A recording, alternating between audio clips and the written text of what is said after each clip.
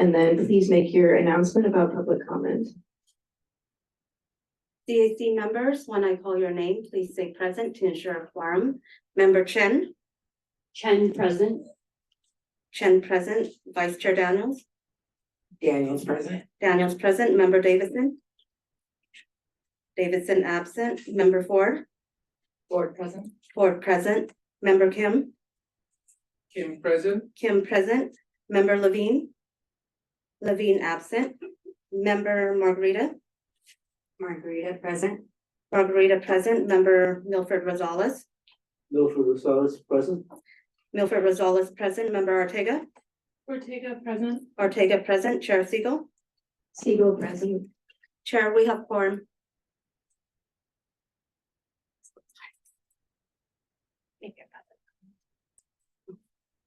Thank you.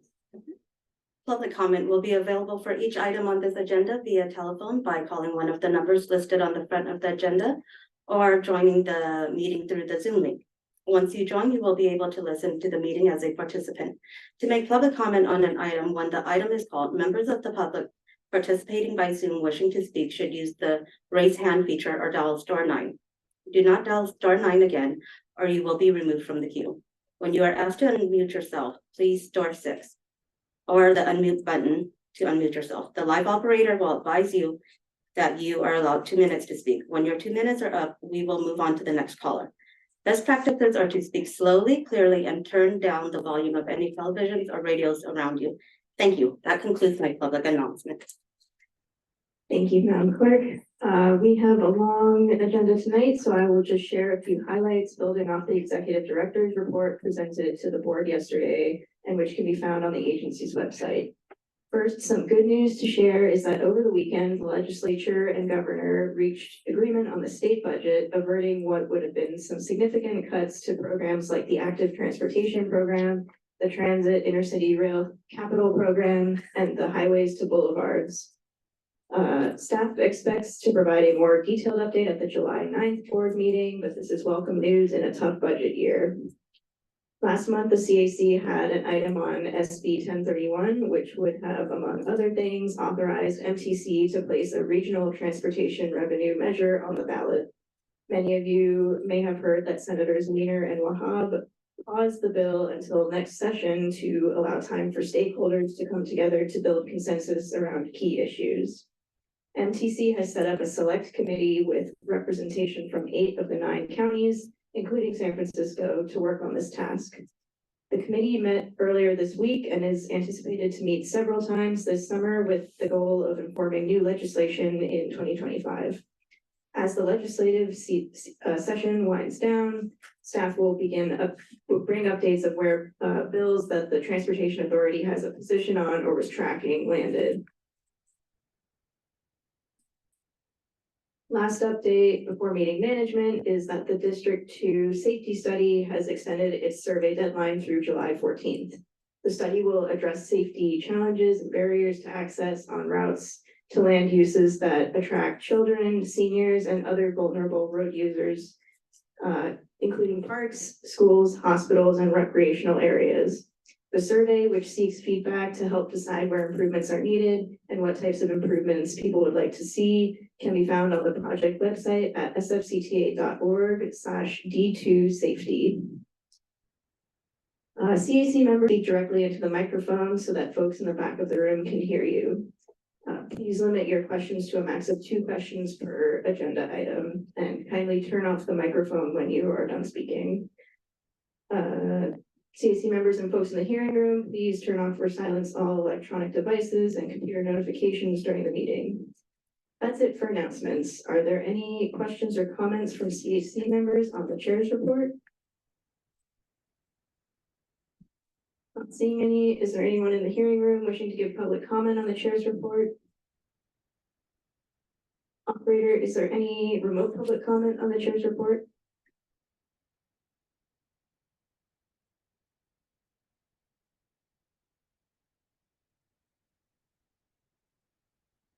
Like, probably no. Daniela, can you hear us? Oh, sorry about that. Yeah, there is no remote public comment. don't see any hands raised. Okay. Great, then that puts us on the consent agenda. Items 3 through 5 comprise the consent agenda. Staff is not planning to present, but is available to answer questions. Do any CAC members have any questions or comments on the consent agenda? Is there any public comment in the room on the consent agenda? Thank you, Edward Mason. Regarding the emergency ride home, I'm trying to figure out why the Department of the Environment is involved in this when you consider that all the other emergency ride homes programs in the Bay Area are usually managed by the Congestion Management Agency in that county. I was just curious as to why ESF Environment is involved in it. So that's basically my question is why is the Department of the Environment involved in it? Thank you. Thank you. Is there any remote public comment on the consent agenda?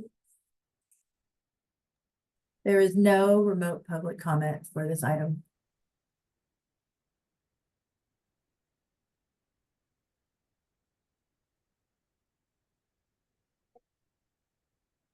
Can you hear me? I get it, right? No hands are raised. Okay, great. Is there a motion to approve items 3 and 4 on the consent agenda, which are the minutes of the May 22nd meeting and the motion to approve the fiscal year 2024-2025 transportation fund for clean air program of projects? So moved. By Member Daniels. Seconded by Member Milford Rosales. Madam Clerk, would you please take a roll call vote? On the motion to approve the items 3 and 4 on the consent agenda, Member Chen,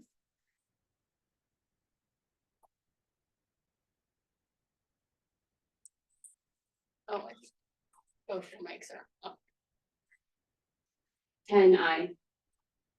Chen, I, Vice Chair Daniels, Daniels, aye. Daniels, I, Member Davidson. Davidson absent. Member Ford, Ford, aye. Ford, I. Member Kim, Kim, aye. Kim, I. Member Margarita, Member Margarita, I. Margarita, I. Member Milford Rosales, Member Milford Rosales, aye. Milford Rosales, I. Member Ortega, Ortega, aye. Ortega, I. Chair Siegel, Siegel, aye. Siegel, I. There are 6 ayes, the motion is approved.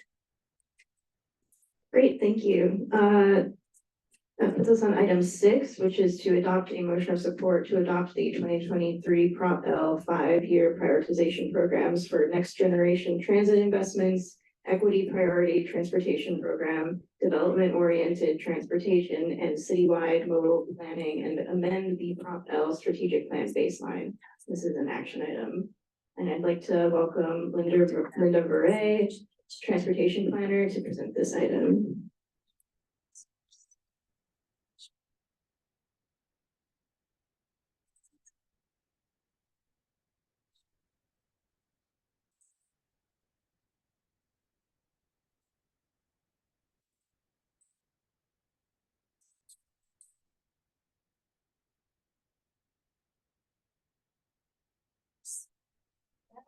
Okay.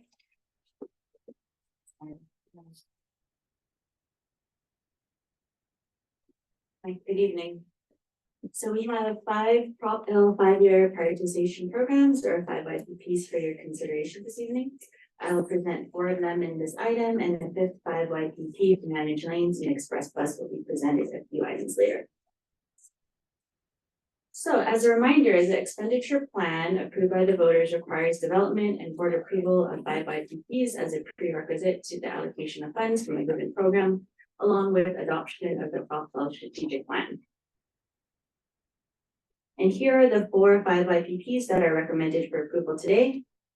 The Equity Transportation Program and Development Oriented Transportation Program are new sales tax programs which do not have direct predecessor programs in Prop K.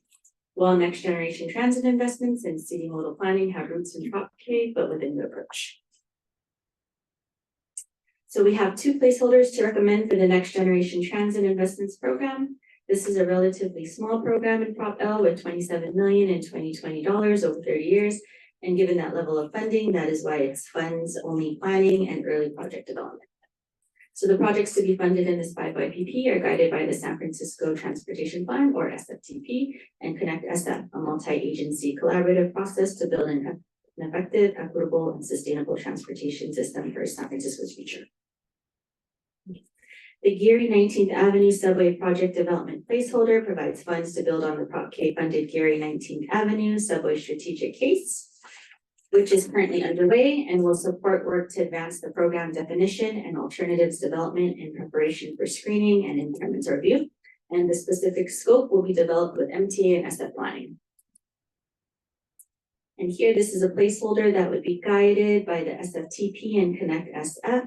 Possible projects include, but are not limited to, those that are shown on the slide. No, but can we minimize the Zoom thing to see the full slide? Oh, sorry. What's that? Michelle, thank you. Sorry about that. Finish this slide. So this is a new program for community-based projects in underserved neighborhoods in San Francisco.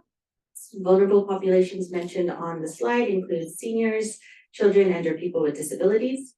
And we have several placeholders in the Equity Priority Transportation Program to guide how the funds will be used. As projects are defined and seek funding, they will be expected to leverage non-sales tax funds.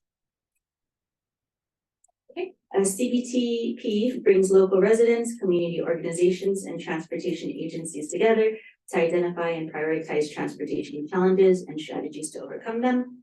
CBTPs are for equity priority communities, or EPCs, and vulnerable communities. We have CBTPs in the past with sales tax and funds we receive from MTC, and this new program dedicates funds for this purpose, which will help match with MTC CBTP funds. There's 100,000 Prop L, 100,000 CBTP, and or outside grants. So this placeholder would provide matching funds for 3 CBTPs over this 5-year period with priority to EPCs that have not yet participated in CBTP.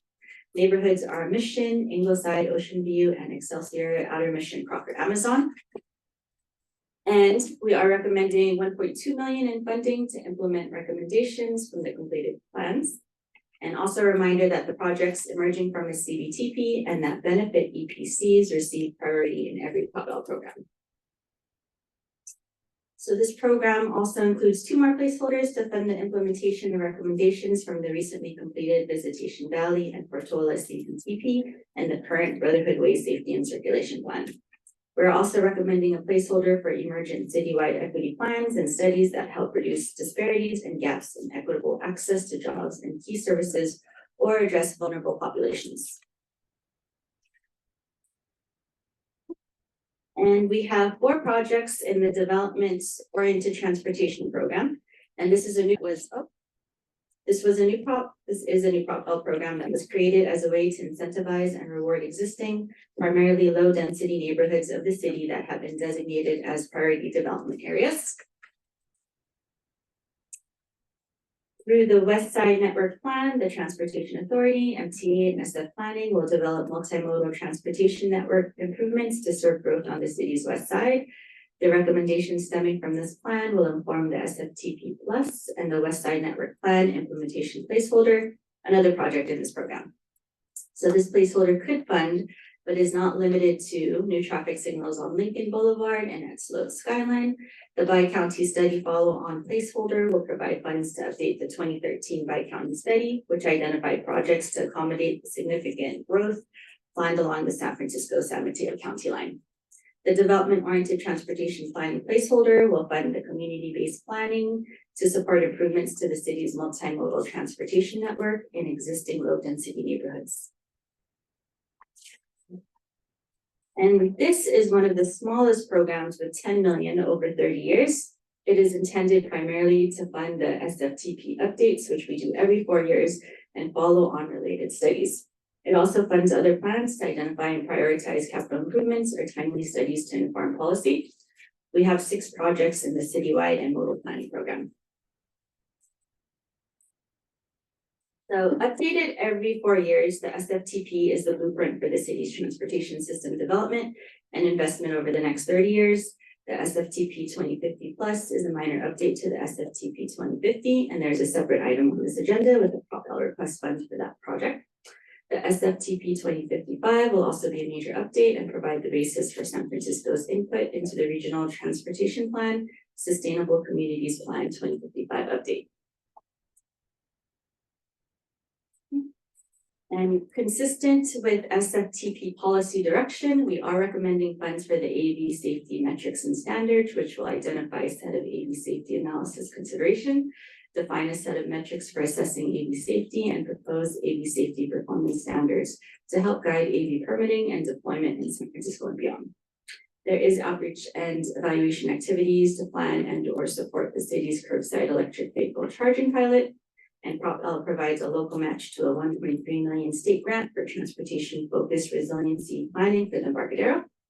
And the citywide modal planning placeholder provides funds for citywide and network-wide transportation studies and long-range modal studies consistent with SFTP 2050 and its update, including work to support a planned update.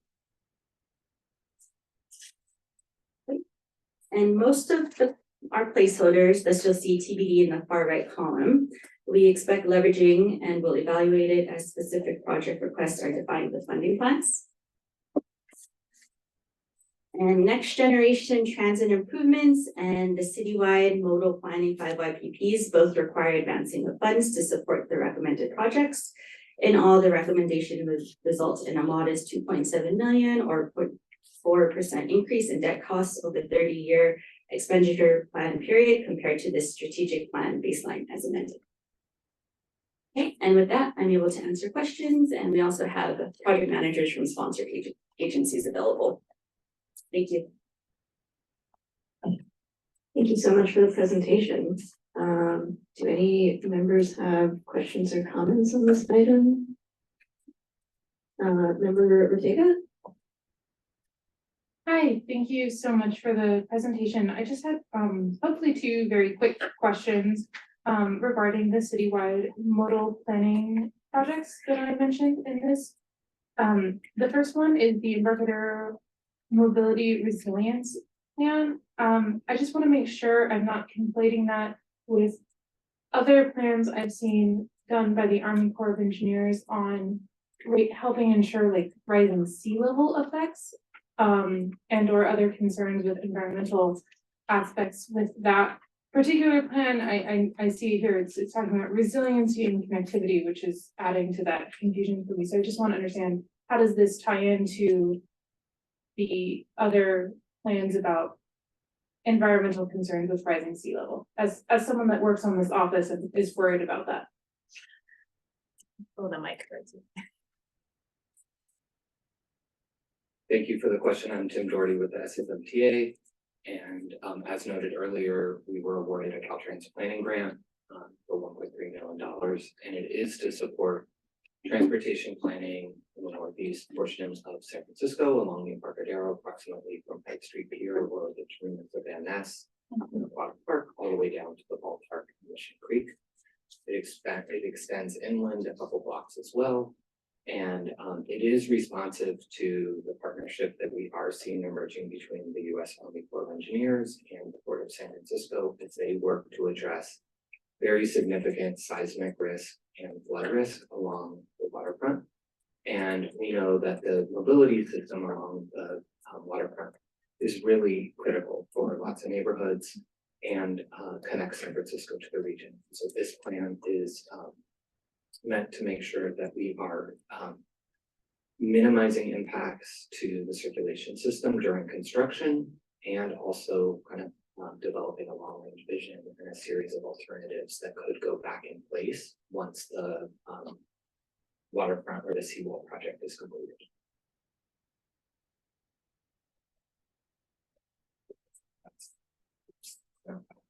Yeah, it does. I just wanted to make sure that I understood everything correctly. Excellent. I'm happy to hear that we're going to be working closely on that particular portion. My office is currently on Pier 28, so I get to watch the water rise and fall every day. Truly amazing. Okay, and then the next comment I had was actually about the AV safety metrics and standards. I understand where this is coming from, and I think that I'm more curious if this is a safety metrics and standards, and if we're going to do anything to collaborate with both the state and the DMV on our findings for this. I'm gonna invite Joe to speak. I believe he's remote. Joe, go ahead. Yes, absolutely. In fact, one of the reasons why the purpose of the AV safety and metric study is really to Hear develop. you, Joe. You cannot hear me? We're having some audio issues. Do you want to check your mic? That's on our end because we're seeing the closed caption. Okay, I'm not sure. I can,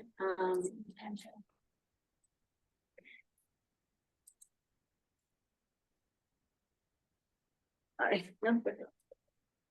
It says somebody is saying that they are hearing me. Is that, are folks able to hear me? Yeah, it's definitely on our end. Okay. So should I wait a moment? Hello? Yes. Can you all hear me? It Hello? sounds-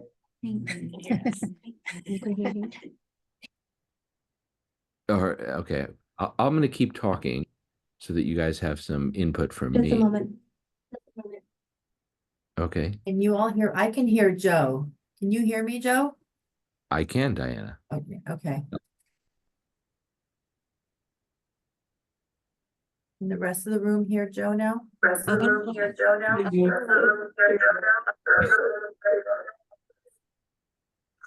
should be muted. There should be no sound on this. And then if like the bishop coming through this one, but I'll keep talking. it's this one. No. Just have a little bit of input and you can So this one's joined. But if I unmute, it causes. Okay.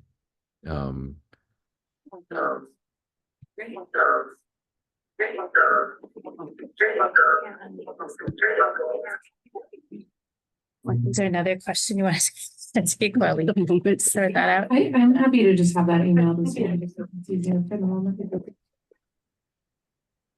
Sure, maybe we can come back to that if we can Back figure to out the, audio situation in the room. Sorry about that. Member Kim? Thank you, Chair. Thank you for presentation. I have a question about next generation.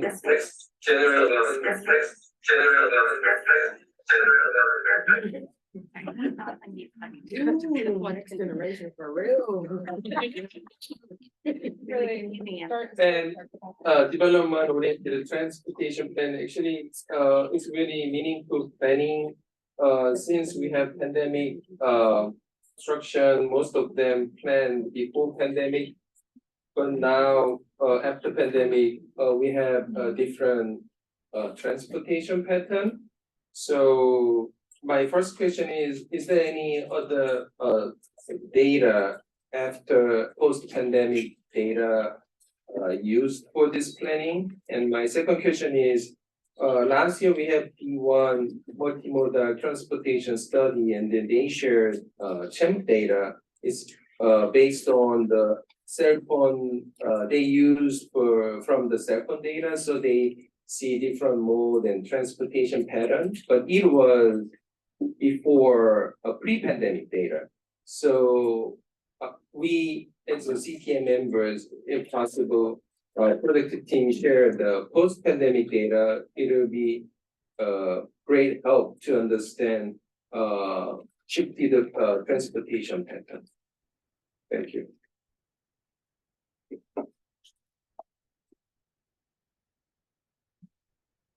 Anybody can answer for this? Yeah, is anyone available in the room to answer the question?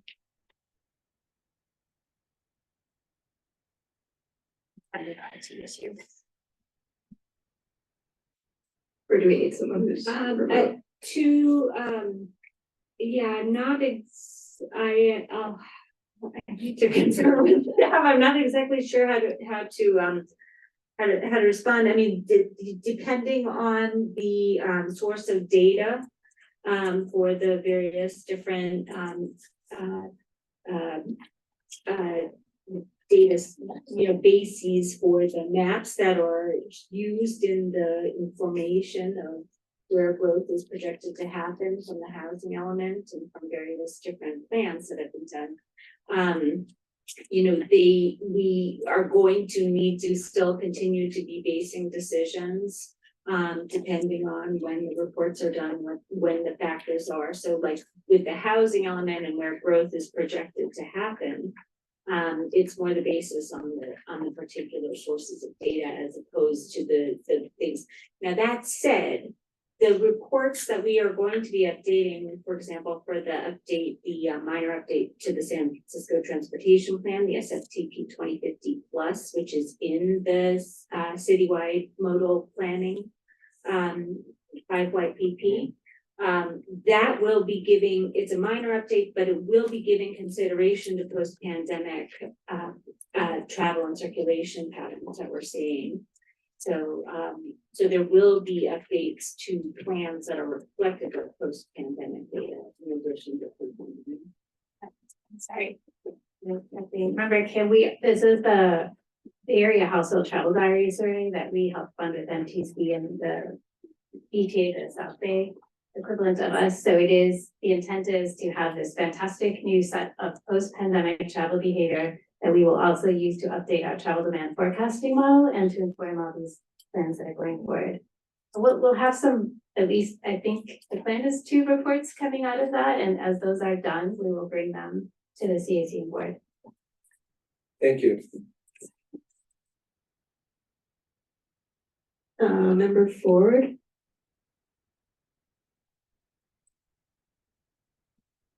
This is sort of a big bundle of stuff I think we're asked to approve on here. So I have just a couple of questions about different initiatives. So the $1.5 million from 19th Geary subway study. Knew about this study versus the ones from the last 4 years. And what do we expect to get out of it? Like, are we gonna get actionable shovel ready? I'm gonna invite my colleague Andy to answer that question and in the room. Hi, Andrew Hedda, Principal Planner and SFCTA Project Manager for our Geary work. I think try to formulate the right answer. How will it be different from the studies of the last 4 years? I think a lot of the studies from the last 4 years that we reviewed, going back to actually I think more than 60 years now, the original BART work called for a subway under Geary as far as Park Presidio to connect to the Marin line.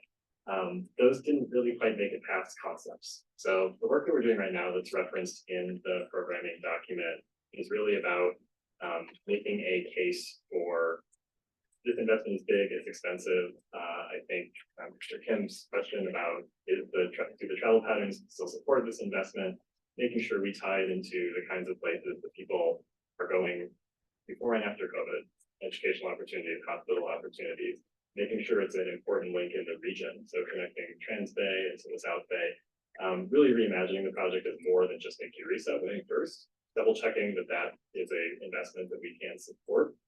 And then in the next phase that this funding request is for is not shovel ready. So I want to be clear about that.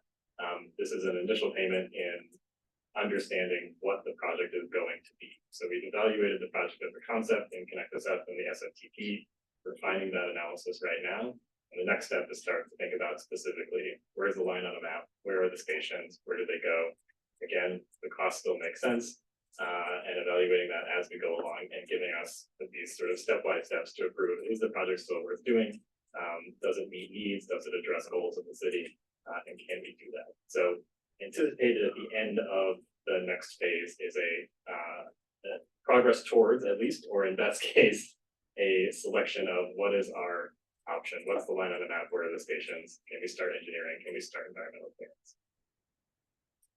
You've alluded to some of my questions. It says we're at a $20 billion cost on the slide. And Paris just opened their line for $3.5 billion. Is cost control part of this study? Part of the study will examine options for constructability and project deliverability that can pursue cost control. I don't want to overpromise on that. It is a very difficult thing to accomplish in North America. I do recognize the examples in Europe and elsewhere where these kinds of pieces of infrastructure are delivered much more quickly and much less expensively. And it's a problem we have to tackle not just on this project, but across all our projects. Right, but is it worth it? It's easier at a lower number. Yeah. I'm District 4, so I'm going down 19th Ave a lot. I'm really looking forward to this subway. But right now I feel like it probably won't be in place before my kids are old. So I'm just gonna not get my hopes too high. I have another question about another item. There's this bi-county transportation study as well. Are you there? Not you. Bi-county transportation. I also commute down 19th Ave into San Mateo County.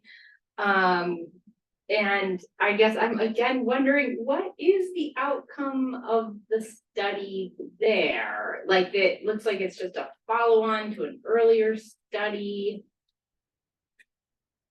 How did we do it implementing the other studies? Yeah, I guess I'm still wondering about the studies a little bit.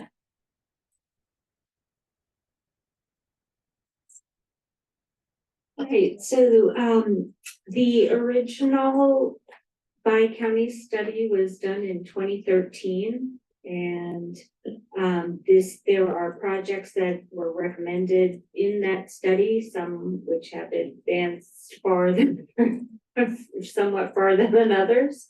And so this would be to potentially revisit the priorities and to confirm them, and to keep some funding to make an update to that study, which is a basis for working with San Mateo to address some key priorities that are agreed upon among the counties.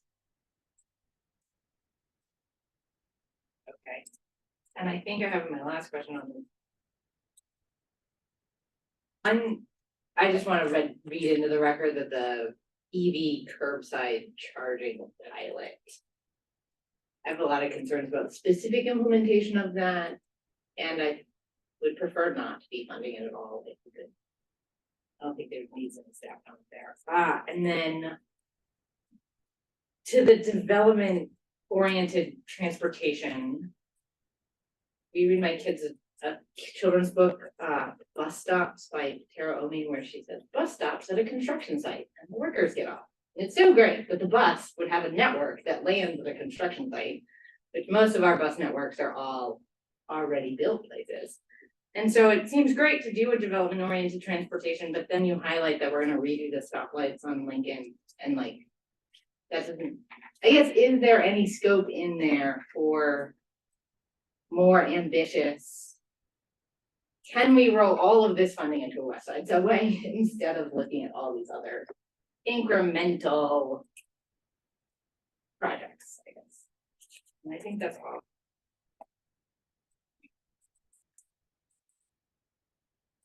Just want to respond to that last one, or is that more of a comment? They can just be. Okay, all right. Member Margarita? Thank you for your presentation. That was beautiful. Some of my questions have already been answered, but I just had a last one, and it might be because I'm semi-new here. But it says that the program, PropL, determines eligibility of projects and sponsor agencies through 28 programs. So I was just wondering how those 28 programs were chosen. How did they come about? Thank you. Anna, did you want to answer this?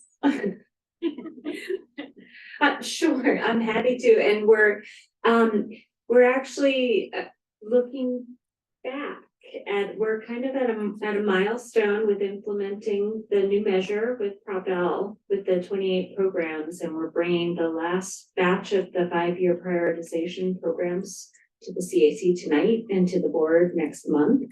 And we are in we're just about to start year 2 of the measure.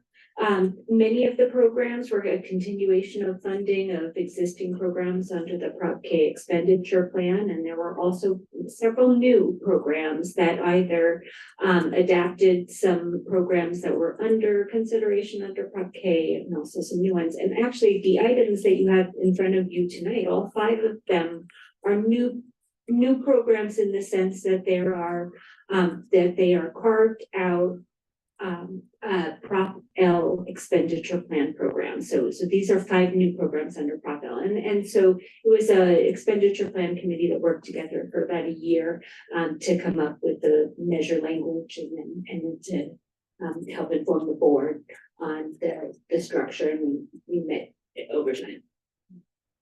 Yeah, just add that the foundation of it really is the county. To talk to you like this, the countywide transportation plan, which is called the San Francisco Transportation Plan. That's where we do comprehensive needs assessment for all modes and prioritizes the investments, and like that combined with the expenditure plan advisory committee, which had some members from this body on it, as well as business, community, labor, and so forth, helps us come up with a final list.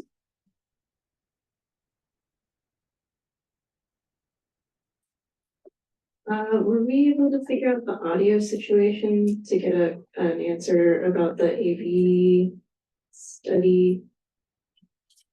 I hope so, but first let me read you the answer. Joe put it in the chat, but for people who can't see it, to the AV question, AV standard and metrics study. He said, yes, we'll be coordinating with the state agencies, namely Department of Motor Vehicles and the California Public Utilities Commission on that study. And Ortega, does that answer your question? Yeah, I think it does. I think that I understand San Francisco's desire to really make sure that we are looking at this, and there have been clear safety concerns, but I do feel that AV as a whole has to be done at a much bigger level. Because the truth is it's kind of like at the end of the day, we need like bigger parties to also agree that this is a thing that needs to be looked at.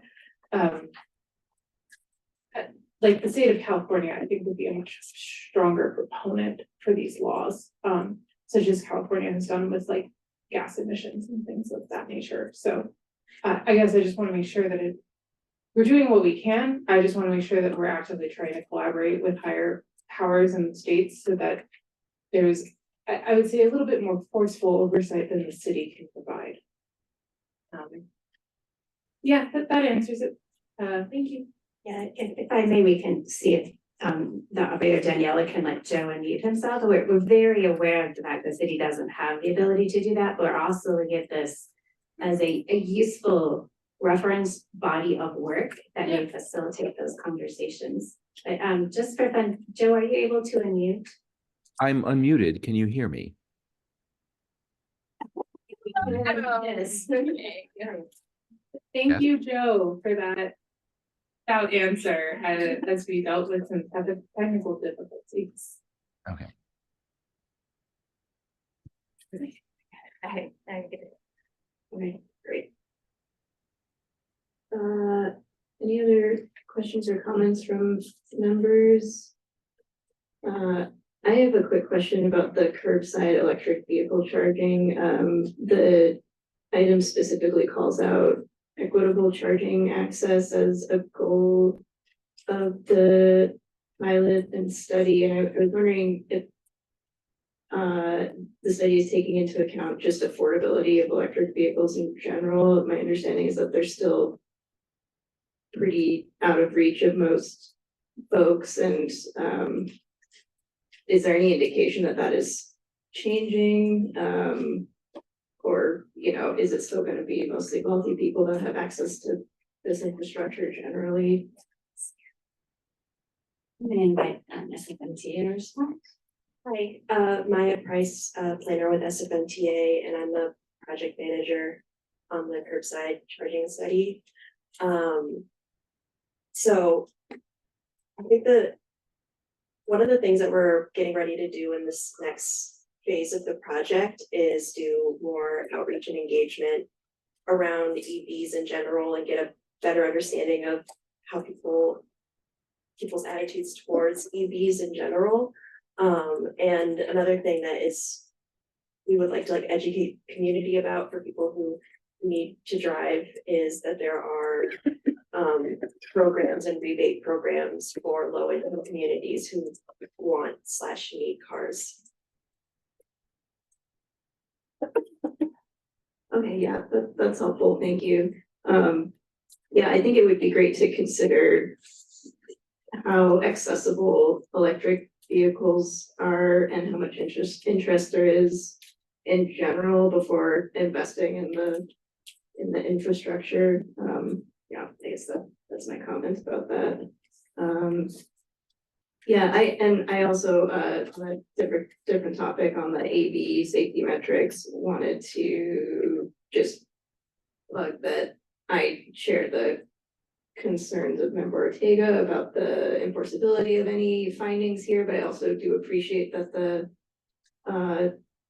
SFCTA has been doing research into AVs and TNC's impact on the city, and I think that's been very impactful and has spawned a lot of conversations around that. So I do hope that we get some interesting output there.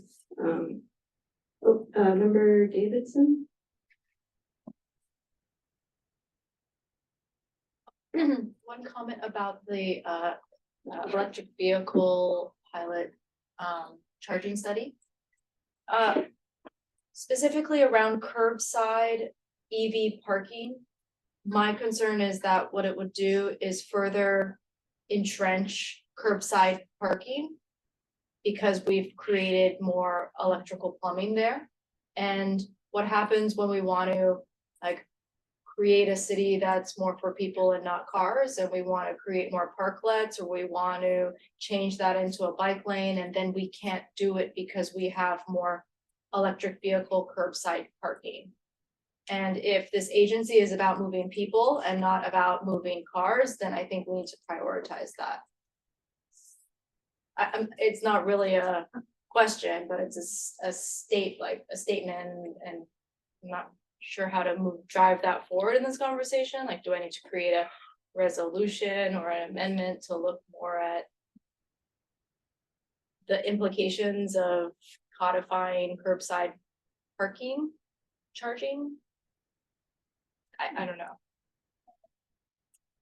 I think that's up to you whether you'd like to amend the motion or make a separate motion as opposed to simply voting on supporting the entire item. So your Or discretion. just through the chair, we're just asking you as chair to, report that out to the board at the next meeting. That's fine. I certainly would do that, yeah. That's fine. Yeah. I mean, I know it's a pilot and it's a study, but I really want to emphasize that if we perpetuate curbside electric vehicle parking, especially on our main thoroughfares, what it will do is it'll further entrench parking. When actually, I think what we want to do is diversify the way that we get around the city, and they walk and bike and take the bus. And if we won't be able to change that as easily if cars are parked there with electric vehicles. Member Ford, is your card up again, or was that from earlier? I put it back up, just to drive the point around the EV charge studying. Curbside charge study, that's why I brought up, I think, I would personally prefer just to strike funding for it at all, because yes, they'll study what the later implications are of having curbside parking charging. But I think in the active transportation community, it's very clear that it then guarantees that spot for parking forever in perpetuity, which is not aligned with the goals of our transit first city and of the active transportation community. And so why fund the study? Like, all it does is advance this project down the road of these projects. And I don't want to advance the projects. That's the whole point of all these communications. Like, it's a lot of veto points, and I want to use the veto point to not fund curbside EV charging anywhere in San Francisco. Yeah. Great. So Great. I guess I'm the one making the motion to suggest as a CAC that individual line item not go through the 5 PP. I don't want to hold up like West Side BART stuff for $150,000 in people. They're just keeping that. Thanks. If I may, I think Hannah June is on the line from SFA, and they're helping with MT to manage the study. I don't know if you wanted to add anything to educate a little bit about the motivation behind this study, which, you know, it's not intended to be a mobility improvement, but it's trying to react to recommendations in the climate action plan. So just before you make your motion, if she wanted to say anything. Hi, hey everyone. Thanks for calling me out. I'm Hannah Troon. I'm the program manager for clean transportation at the Environment Department. Yes, so this study, you know, I think as our goal definitely has always been to be a transit first city, prioritize sustainable low carbon modes of transportation across the city. And then when and where driving might be necessary for certain use cases, certain types of households, to help them be able to make the conversion to an electric vehicle. So really the curbside charging study is focused actually on supporting those that are primarily in multifamily households, renters who don't have access to off-street parking. And so they have, you know, a big barrier for them is accessing charging right now. And so they'll you know, want to hold on to their gas vehicle. So that's kind of like the goal, is to help spread the affordability and availability of EVs to those who don't have access to off-street parking access and charging.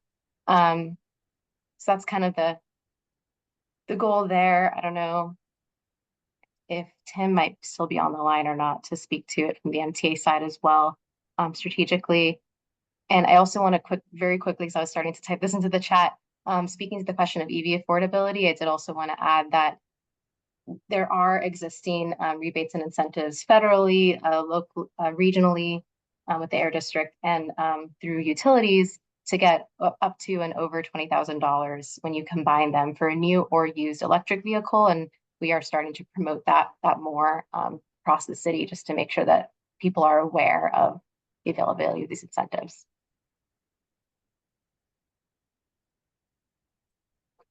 Thank you. Sure, Member Ortega. Hi, so I guess then if the goal is to primarily help people that don't have off-street parking, I am one of those people, I have to street park my car.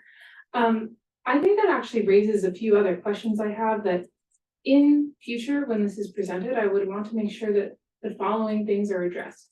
Currently, SF parking permits require you to move your car every 72 hours. 72 hours is way longer than it takes to charge an EV. But normally people leave their car until they come back. Like this is how it is in my neighborhood. You leave your car there, then you go move it when you need to. You don't move it all the time. So I'm curious then on what the implications are for charging infrastructure that is now going to be a commodity for people who do not have options for other charging infrastructure, and how that is going to be regulated in terms of charging time, right? Because if someone can leave their car there for up to 72 hours, is that going to be changed? Is that going to be amended? Are you now going to have categories of street parking? I have a lot of concerns about how this is going to work in actuality, regardless of how it is in this plan, because are you going to have an SF Muni officer go by and go every 2 hours? Is that the time limit? Is there going to be a time limit on this charging station?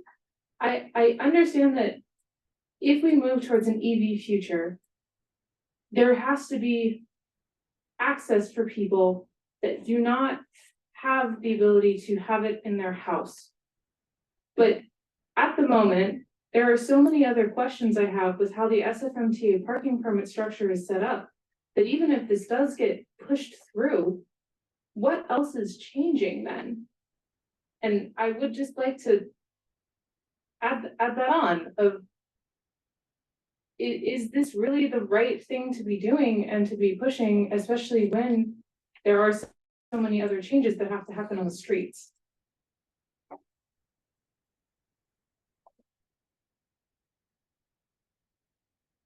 Would you like someone to respond to that, or?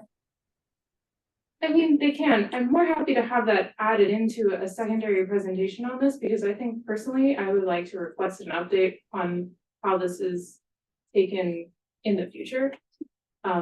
Whether or not it's stricken is up to member Ford and member Davis. I would just like those concerns to be on the record as well for the planners to consider going forward.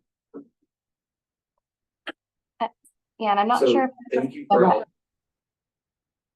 Excellent questions. This is a novel space. This is the first time the city has explored getting involved in charging infrastructure. I will say some of the drivers are the California Air Resources Board, which is mandating the entire transportation sector to be all electric in the years ahead.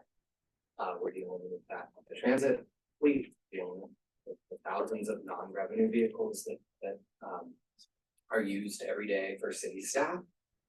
And we are seeing a mandate that all medium and heavy duty vehicles, all the internal combustion engines will no longer be sold in about 10 years. So we are trying to get ahead of that.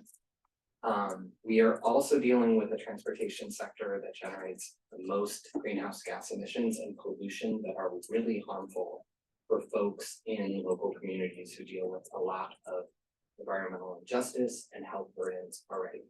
And we know that by removing harmful pollution from the air, it improves people's health outcomes. So those are some additional kind of context for us. We've also done analysis at MTA that like the city has a target of being net zero by 2040. Our analysis indicates that the sector can't be net zero until 2080 if we follow our current trajectory. So we would definitely recognize at MTA, this is like part of our DNA, that transit first and biking and walking are priorities. Also think, given the climate emergency that the Board of Supervisors has passed, mandates us to use all the tools at our disposal to rapidly reduce greenhouse gas emissions from the transportation sector. That's driving the feasibility study, and I will say we are more than happy to come back to this board and provide an overview of the feasibility study that we're doing now and take additional questions and comments, and which are very helpful for us. So we're happy to do that as a follow-up action item that would be helpful. And we definitely think we can do transit first and electrification simultaneously. I actually think we don't really have a choice given the car mandates that we're seeing across the entire sites. So all great questions. Just wanted to provide a little bit of that framing and context that's really driving our work. And I will add a little bit more on the kind of parking issue. One of the things we're thinking is this could be a bridge solution, that maybe a pilot is 5 years and then it terminates, and then we step out of the role of fueling the private mobility system because the rest of the industry will have picked up. And as Hannah mentioned and Maya mentioned, we're really trying to focus on housing, and as the city gets more dense, we want to build housing for folks in denser neighborhoods. Some of those individuals need cars to get around for their jobs, and we want to make sure that if you're not taking transit, biking, or walking, you're taking an electric vehicle. So I know it's a little bit of a change from our usual approach, but we do think we need to do both of these simultaneously. Thank you for that additional context. Appreciate it. Member Margarita. Thank you, and your explanation was more eloquent than what I was about to just state. It was just statements for us to kind of really think outside of the box, because we need to really think about our environment and how we are in a climate crisis, as he stated, and there are certain goals that the city of San Francisco and actually the state of California is trying to get to, with trying to have more electric cars out there for the purpose of saving our environment and our world, right? And so we have to think ahead of the game and outside of the box, which means that this AV safety metrics and standards study is going to look at that, right? How can we get more low income folks to be able to afford electrical cars, right? And so if we have that study to see how can we move forward. I mean, I can tell you as a single parent who was raising two kids and they were both going to opposite parts of the city. And then I also had to drive all the way to East Palo Alto, Redwood City, halfway. It wasn't going to happen without a car. There was like no way, because the time for them to start school was pretty much almost the same time. And I don't know how I did it, to tell you the truth.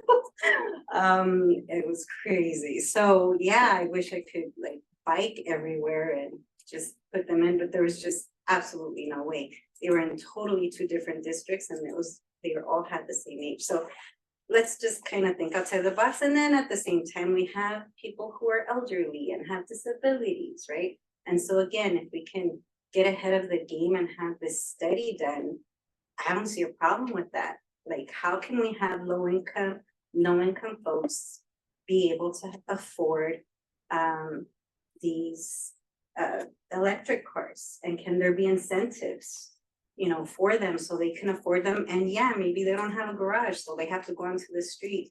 And actually, I was already living in an area that I had to move my car every 2 hours, or otherwise I would get a ticket. So that already exists in the mission and at my workplace. So that's already in place in the areas that I was living in. So anyways, I just wanted to play the outside advocate and trying to kind of think outside of the box and thinking of the low income, no income communities, and also the people with disabilities, etc. Thank you.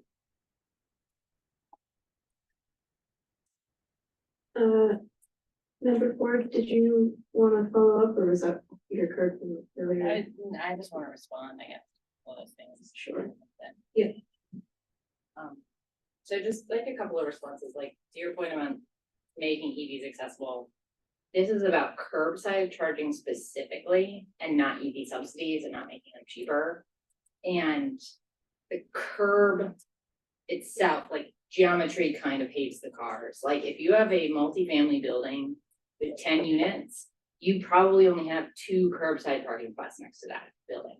And like, we can devote that curbside to EV charging for the 2 people in that building who are wealthiest to own the EV, or we could devote that to a bus stop that comes every 5 minutes. And like, those are important trade-offs that like addressing the climate crisis is not the same world we live in today with batteries. Like it's gonna take more than just putting batteries in everything. And these battery EVs are heavier, they're dangerous acceleration, 0 to 60 timelines, they cause more wear and tear on our roads, they emit tire particulates.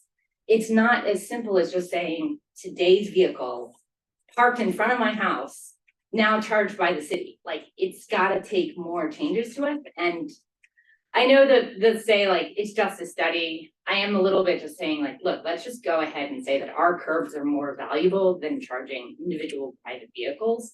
And that a study of off-street EV charging in dense neighborhoods, I could totally be behind. But it's the curb space grab, I think, that is concerning about this given the geometry of cars relative to dense housing. Like, there's no way there's enough curb spaces for everybody in an apartment building. And so with that, I'd like to make a motion where we, as a CAC, at least read into the record that this study shouldn't be funded by TA.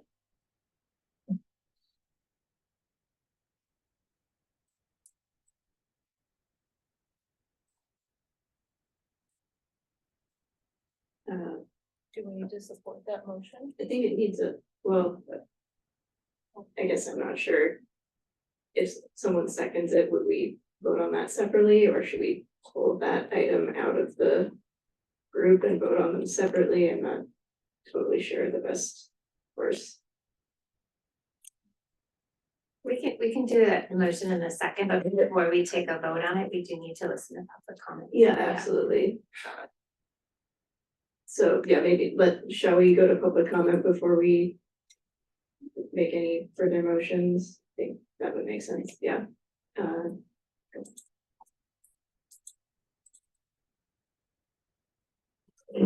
Thank you. Regarding all the items that are listed here for 2 minutes, every time I see Connect SF on there, although the projects under this item do not include the Metro Rail capacity study, keep in mind, anytime you see Connect SF, that means the interlining of the K&L to the exclusion of the subway, and also the exclusion of the J line into the subway, because that's what's written into Connect SF. Regarding curbside EV charging, the government didn't get involved in it after Henry Ford developed the cars. That was all industry that came up with the power source for that. You've already eliminated over 14,000 curb spaces by daylighting. That's going to take effect next year. We're in the 1-year grace period now.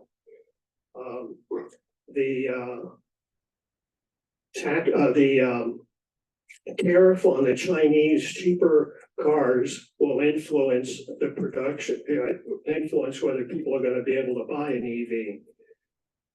And the other question is there going to be enough electricity available? Is there going to be enough production of electricity to meet all these demands? And are you going to have enough qualified people to build all of this infrastructure?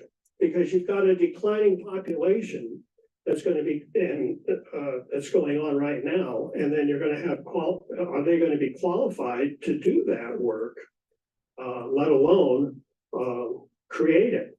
So I think there's a lot of questions in this area.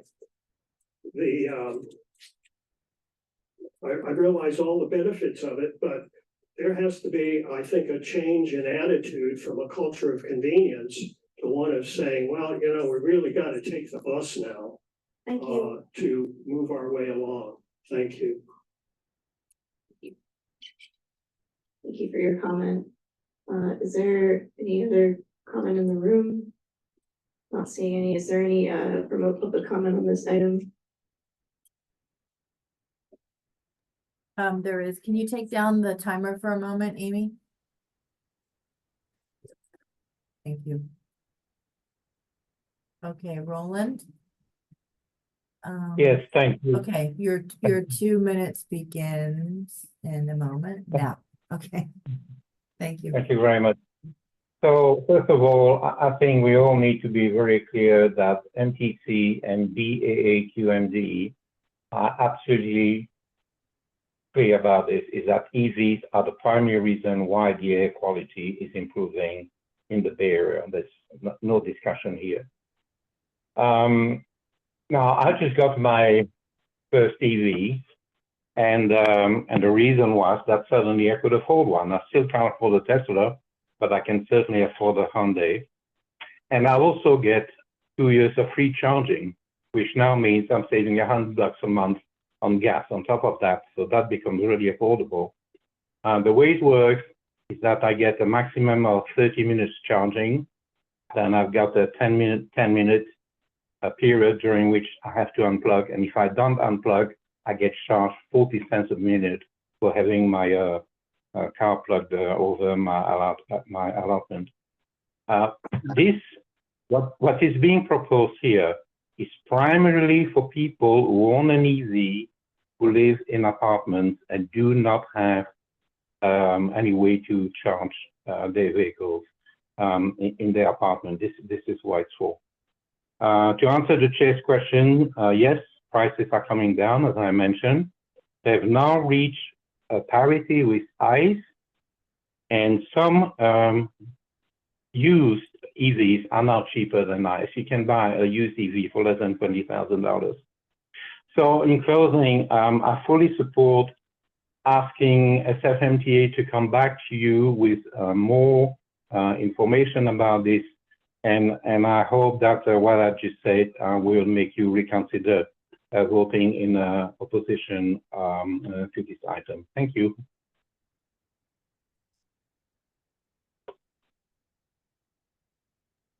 Thank you, Roland. There is no more remote comment for this item. Great, thank you so much. Okay, so there was member Ford made a motion to vote, to like take a separate vote, or to To not fund the order is EV. enough, just not funding the curbside EV charging study. So if I may, Chair Siegel, the easiest way to take this, maybe to first have a vote on the other 5 YPPs that do not include that study, so that EV curbside studies in the citywide modal planning. And then we could secondly, confirm a seconder to Phoebe's motion. We'll have to vote on that twice. I'll walk you through it, but do you want to, if through the chair, if you'd like to vote on the other 4 first, we can do yeah, that. I think that makes sense. That requires a motion. All right, great. Can I get a motion to approve all the other programs excluding the EVs? Member Rosales, seconded by member Ortega. We need a roll call vote.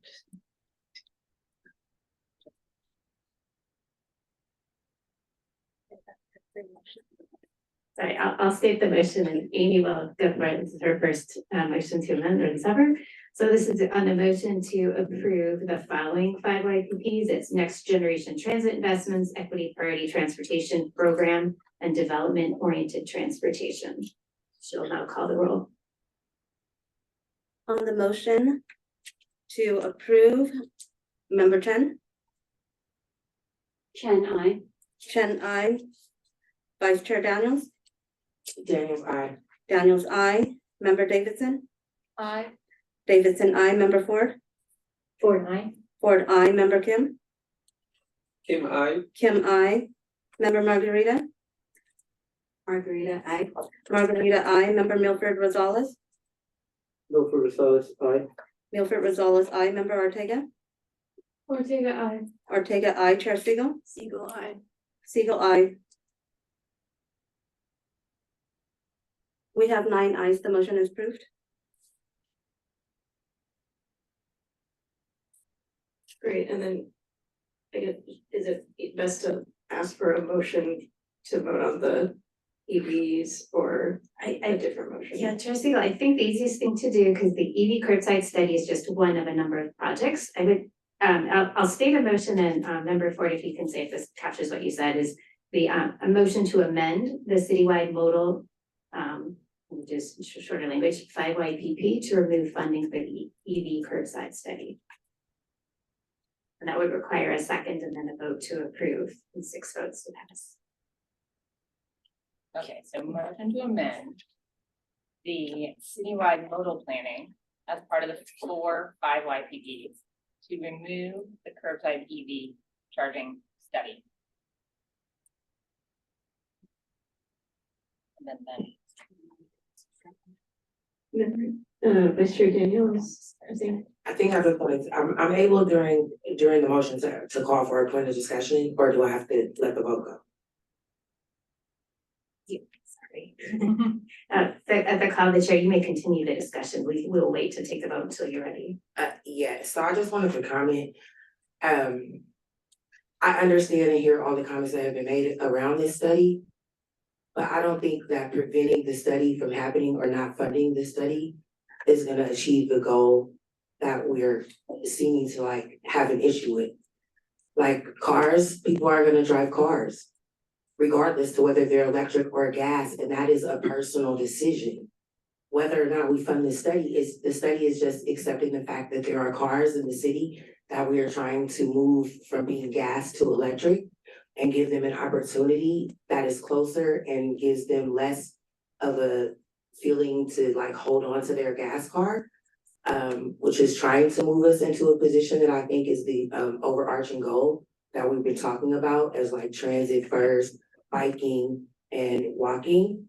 And I do just want to say, like, I'm a driver and I do not plan on giving my car up, you know, like that's people's decision, their choice. And I think that we would be doing ourselves as the body a disservice by not funding the study. The study is not the actual work being done. It can give us more conversation, more discussion, bring more questions, and maybe we can find a better solution once we see what the study does bring us. That's my comment. Member Margarita. Thank you, Member Daniels. I agree with you completely. With, again, thinking outside of the box, it's a study to help evaluate, I'm assuming, to try and bring more people to, if they do choose to drive a car, for it to be a possibility for it to be electrical, and to try and see how we can get different communities from different backgrounds, low income incentives, so they can drive an environmentally friendly car and also have curbside electrical vehicle charging, right? So let's do that study. And if anything, I'd say if we have more questions about it, let's have them come back next month so that we can have more answers to the questions. But I agree with Member Daniels. I say let's have them do the study and see what they find out, so that it could be more accessible to low income communities. So everybody's on the environmentally friendly pathway. I mean, in Mexico City, for example, I mean, you get on the bus as an example, because I heard Member Ortega say, oh, people are gonna have their cars sit there for 72 hours. Well, what about if people just become more kind, environmentally friendly? Like you get on the bus in the back in Mexico City, you pass your money and it goes all the way to the front of the bus. It happens. It's been happening for a long time. So maybe people will be like, yeah, I charge my car for 30 minutes, like the gentleman said, and I'm sorry, I don't know your name, for public comment. And then, okay, cool, your car is charged. Next, it can happen. I don't know. I'm just thinking outside of the box in an environmentally friendly, kind environment. But I don't see a problem with this study, and I'm just kind of trying to see people who are raising children, multiple children in a household who don't have a garage, right? I was one of them. And if I had a charging station with an environmentally friendly car, I would have totally done that, right? And if it would have been an incentive too, I mean, I don't know, I'm just thinking outside of the box, and it's not $1 million, it's very minimal what they're doing. And it also puts me to question, oh, who's going to be doing this study, right? Is it going to be people from the community who are going to receive this incentive so they could be a part of it? So that's also giving back into the community, but that's what I'm saying, a lot of questions, right? And let's have them come back next month, because maybe that money is going to the people who are living in low income communities, who might be given incentives to drive environmentally friendly cars. Thank you. Member Kim. Thank you, Chair. Yeah, I want to share my things. I'm a small business, so I need a car to shop. I have 3 kids, so I have to use car. But one of my car is old, so I have planned to replace it. But I'm living in the rental housing, so I cannot have charging station. So electric car is not my option. At most, I can have a hybrid. So, but in the future, even though we're aiming for car-free city, at least we have transition plan. That's reality. I don't know if I don't have car, I cannot use gas car, but I don't have charging station, means I have to giving up my businesses. So I need some plan. But if we don't give any transitional plan, people cannot choose. They stick it all the way, and then they resist. Probably state mandate, maybe 10 years later, there's no gasoline car in California, but a lot of people, millions of people resisted, probably they delay. So we need to provide some transitional plan. That means we need to study, and it's, where, how, really helpful or is it harmful. Otherwise, only create a lot of protesters, opposer. So, I believe we need to study, and then also think about, even though we're choosing really good way, but still there's a reality, practical. Somebody really get harmed and damaged from without any option. So I want to share my experience, even my case. I want to have option. Thank you. Member Davidson. Just to add a few more comments, I don't.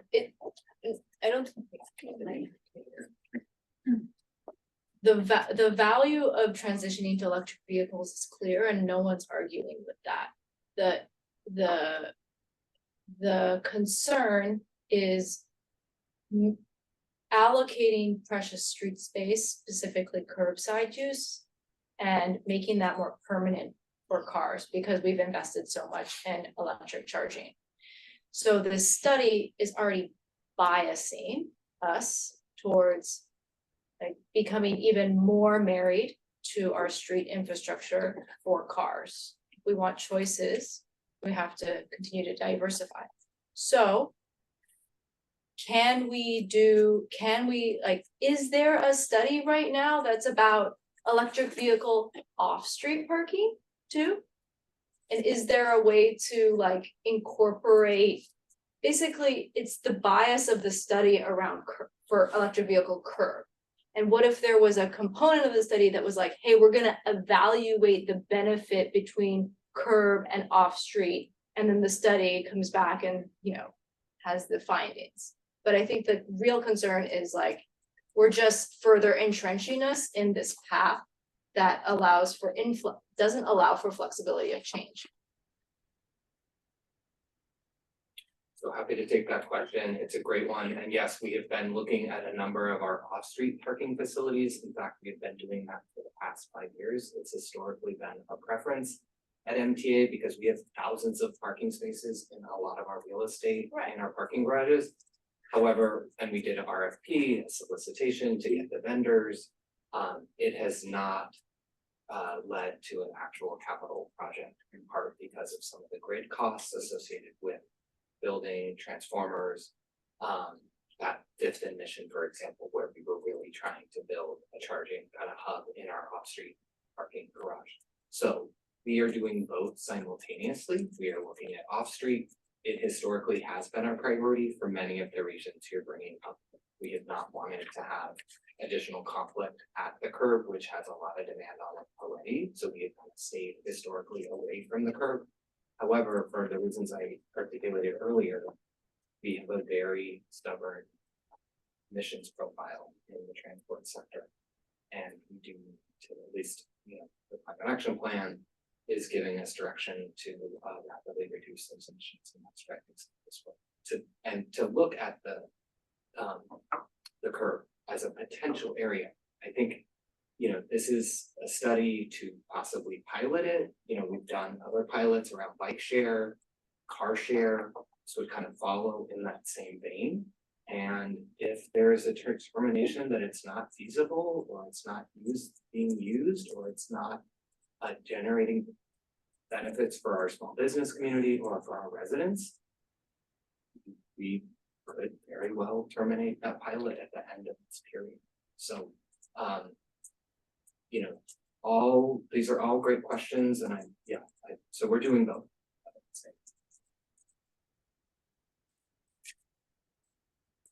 Member Rosales.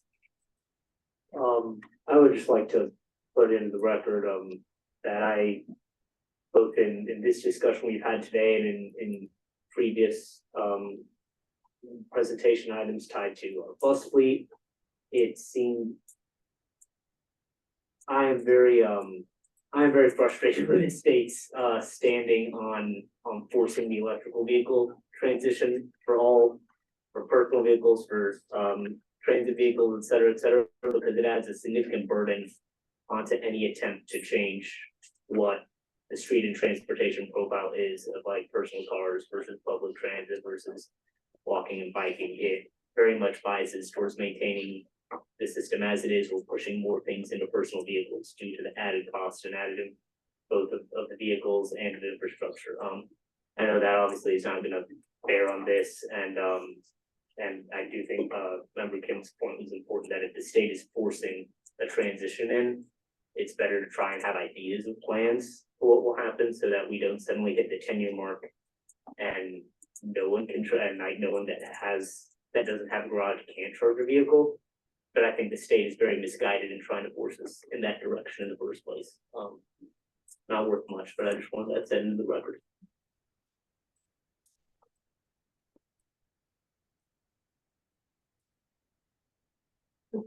Okay. There was a motion at the beginning of this discussion. You'll still need a second. Sorry, what? Oh, yeah, so is there a second for the motion that Member Ford put forward? I'll second it. Seconded by Member Davidson. Can we take a roll call vote? Maria, would you mind restating the what we're voting on? Right, I'll repeat the motion, and then there was a question here, just because I know we don't do this that often. So when we do a motion to amend, which we have one on the floor, it'll take 6 votes to pass. If it passes, then we'll vote again on the amended item, which would be amended 5YVP.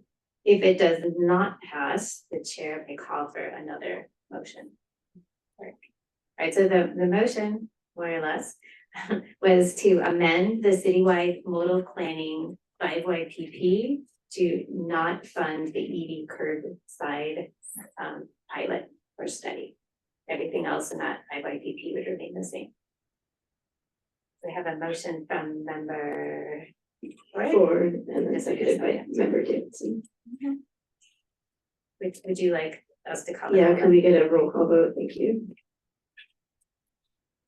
Member Chen? Chen opposed. Chen opposed. Vice Chair Daniels? Daniels, nay. Daniels, nay. Member Davidson? Davidson, yay. Davidson, aye. Aye. Member Ford? Ford, aye. Ford, aye. Member Kim? Kim, nay. Kim, nay. Member Margarita? Member Margarita, nay. Margarita, nay. Member Milford Rosales? Member Milford Rosales, aye. Milford Rosales, aye. Member Ortega? Ortega, nay. Ortega, nay. Chair Siegel? Siegel, no. Chair Siegel, nay. We have 3 nays. The motion is not approved.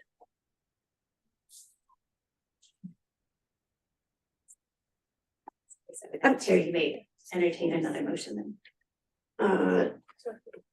Are there a motion to approve the Citywide modal.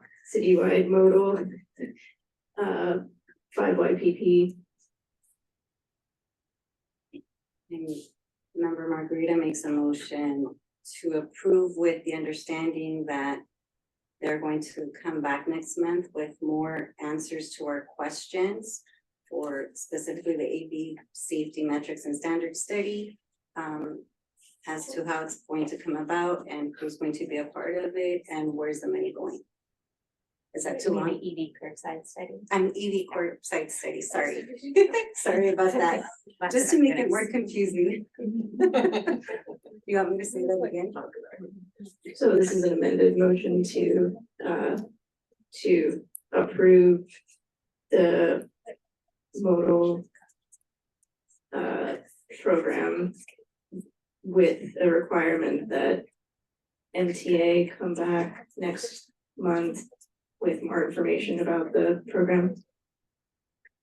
Is there a second on this motion? Member Rosales seconding. Madam Clerk, can we get a roll call vote on this motion? On the motion to approve, Member Chen. Chen, I. Sorry. Chen, I. Vice Chair Daniels. Daniels, aye. Daniels, I. Member Ford. Ford, I. Ford, I. Member Kim. Kim, I. Kim, I. I apologize. Did I say Member Ford?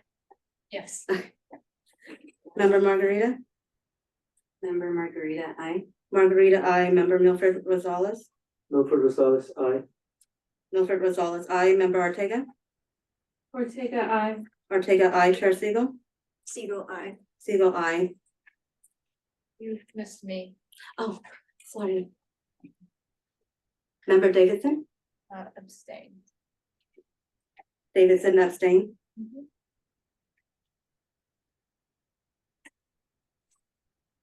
Chair, we have 8 ayes. The motion is approved. Great, thank you so much.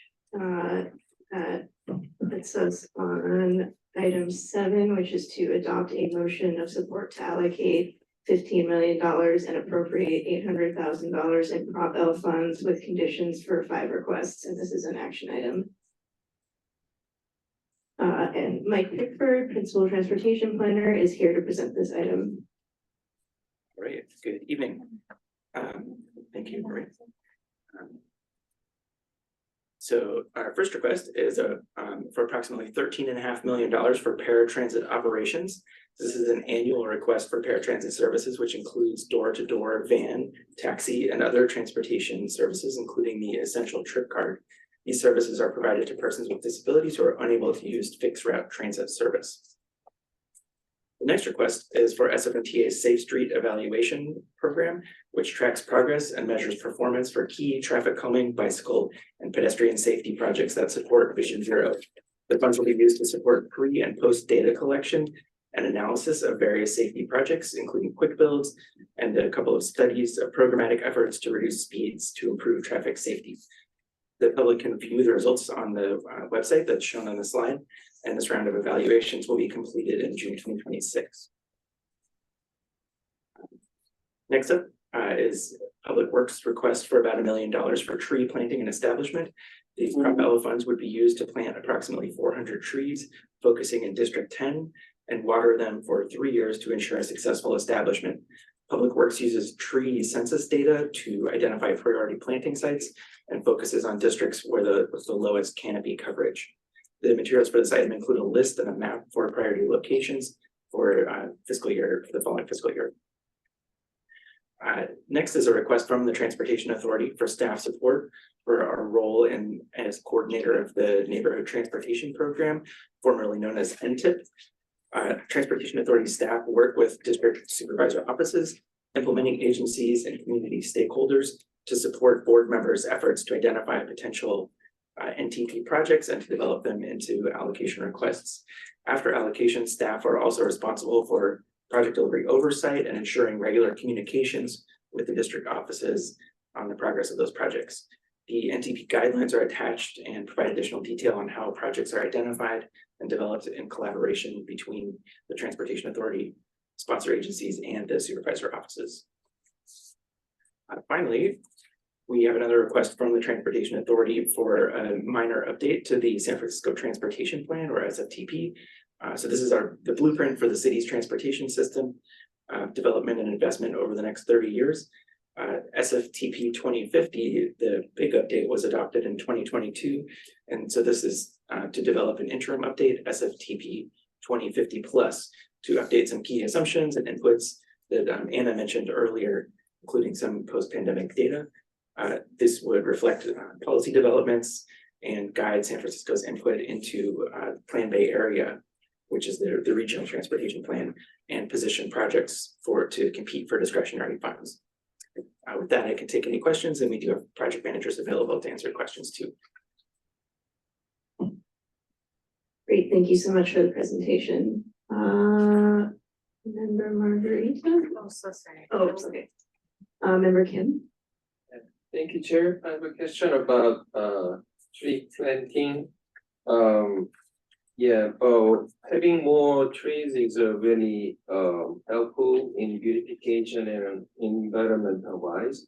But also we have lot of damaged sidewalk from tree. So coincidentally this week I have a site survey. So 10 blocks we did almost 40 to 50 sidewalk needed to be repaired, but it's abandoned more than 10 years. So I want to question Public Works if they have a budget for planting, but they should have some maintenance and repair budget as well. So I want to hear what is their budget plan for repair, damage and maintenance cost. Do we have someone from Public Works, Victoria, maybe from Public Works, who can explain how that kind of thing works? Or we see Nicholas Crawford as well. Hi, can you hear me? Yes, we can hear you.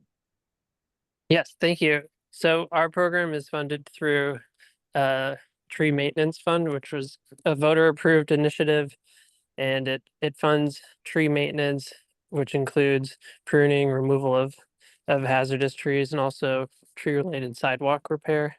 So that work is funded at no cost to the property owners.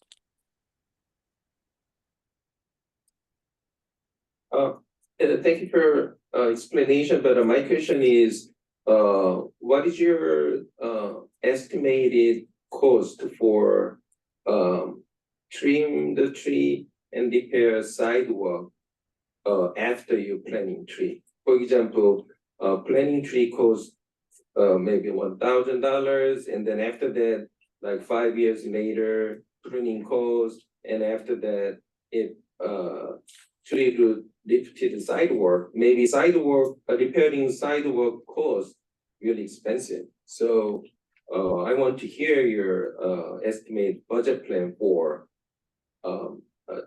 tree trimming and repair sidewalk after planting.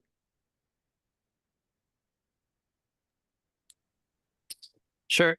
We don't have a cost on a per tree basis. It can range quite a bit depending on the size of the tree, the location, nature of the damage, or the extent of pruning required to address it.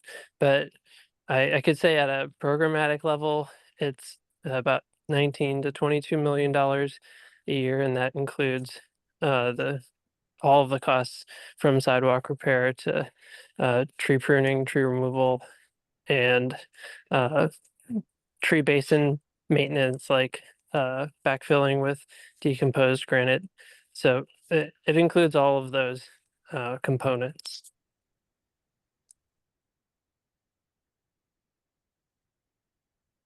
Thank you, but I want to hear if planning spending, I don't know, total here and then, and is you should prepare, and it's like 3 years later or 5 years later, maybe a couple of million for maintenance. That's the kind of typical thing. Otherwise, we planting tree and then we don't maintenance, then make, sidewalks really ugly. And then, pedestrian is a really hard time. And then I saw last week newspaper, city getting sued by people who fell down in the sidewalk. So city paid 2 cases, one for $150,000 and $300,000 because we missed the repair the sidewalk. So planning tree 1 million is small, but later we don't repair properly, maintain properly, it costs a lot to the city. So I recommend, when you set budget for planning, you should have a budget for maintenance as well.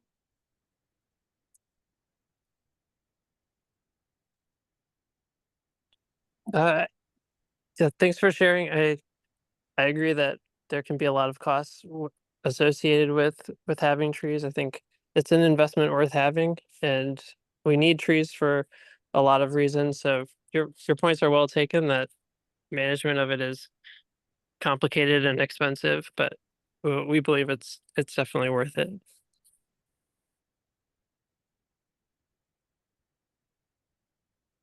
Thank you. Margarita? I was just going to comment, I'm sure that you guys are going to get experts in the trees that are going to be planted in District 10, right? Because not all trees, I hear Member Kim's concerns, but not all trees do damage to the sidewalks. So if you have experts, maybe even hire some farm workers who are experts in providing some planting greenery in our community, because it's good to beautify the city, and it's really good for your mental health, for everyone's mental health to have more trees. There's studies on this, and so it's a beautiful thing that this is going to happen in District 10. It's even, spreading more oxygen, etc. Like, it's a good positive thing, but trying to put some work into experts who are going to be planting these trees and not have it be palm trees which cause more damage, and with time will crack the cement, etc. And then lastly, I was just wondering, because it's the total cost is $1,050,000, but you said that to repair, etc., is going to be 19 million. I'm assuming that's coming from somewhere else. Okay, but yeah, I think it's great to plant trees in District 10. It's good for the environment, it's good for folks. Thank you.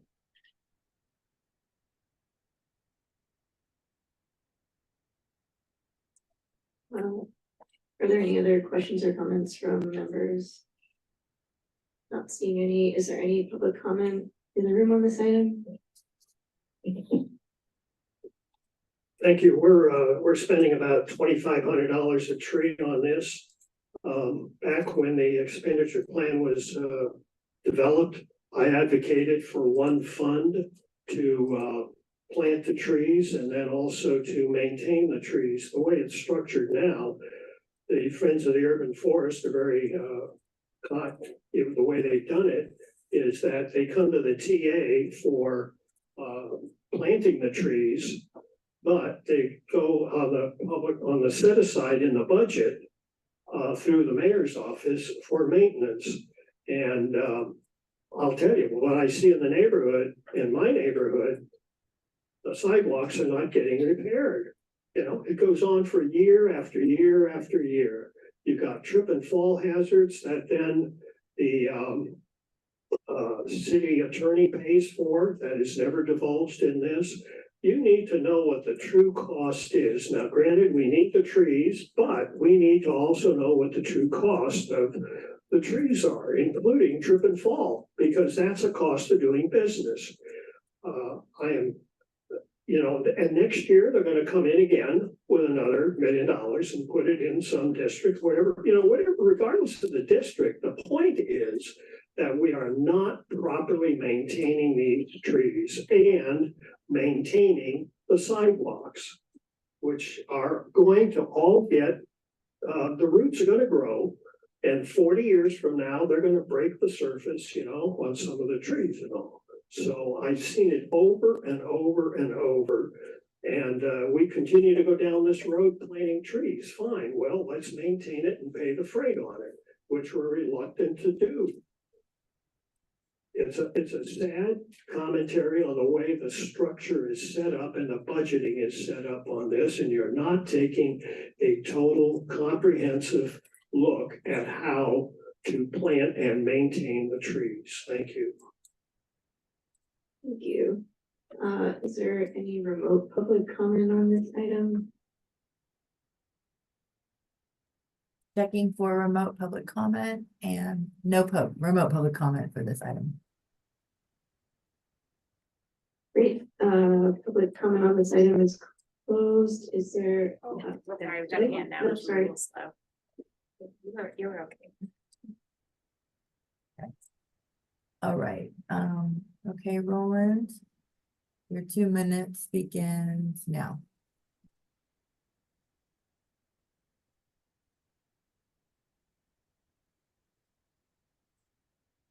Do you have a comment, Roland?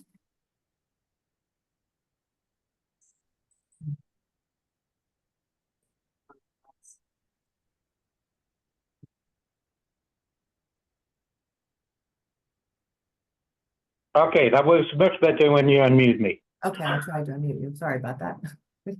Yeah, so I was late on the button. I'm about to send you an email about public charging off street in San Francisco. But anyway, let me second what Howard just said and my experience. So I live in San Jose, and we've got a group here. It's a nonprofit called Our City Forest. And they basically have trees there, and you can go and pick them up and give them a donation. You know, if you give them $50, they're really happy. And then you go and plant a tree in front of your house. And there was a street down mine where they basically did this. The neighbor got it together and they paid for the trees, and then they went and planted them. And in San Jose, I don't know if you know this, it's a lot hotter than in San Francisco. So for 3 years, every Saturday, I basically went in there with an old a dolly, an old a bucket, and stopped by the neighbor's house and filled up the bucket. And I dumped 50 gallons of water every Saturday so that these trees could survive. They're oak trees. And they're doing fantastic now. Maybe I'll send you pictures one day. They're absolutely beautiful. Then the next problem, as Howard just said, these are oak trees, is the damage they do to the curb. And I have a tree in front of my house that did damage the curb and is about to do it again. And guess what? In San Jose, the city actually bills the homeowner for fixing the sidewalk. So 2 years ago, I had a bill for $300. And now I'm about to go up there and start digging and finding a root and removing it before it damages the sidewalk again. So that's my experience. Thank you.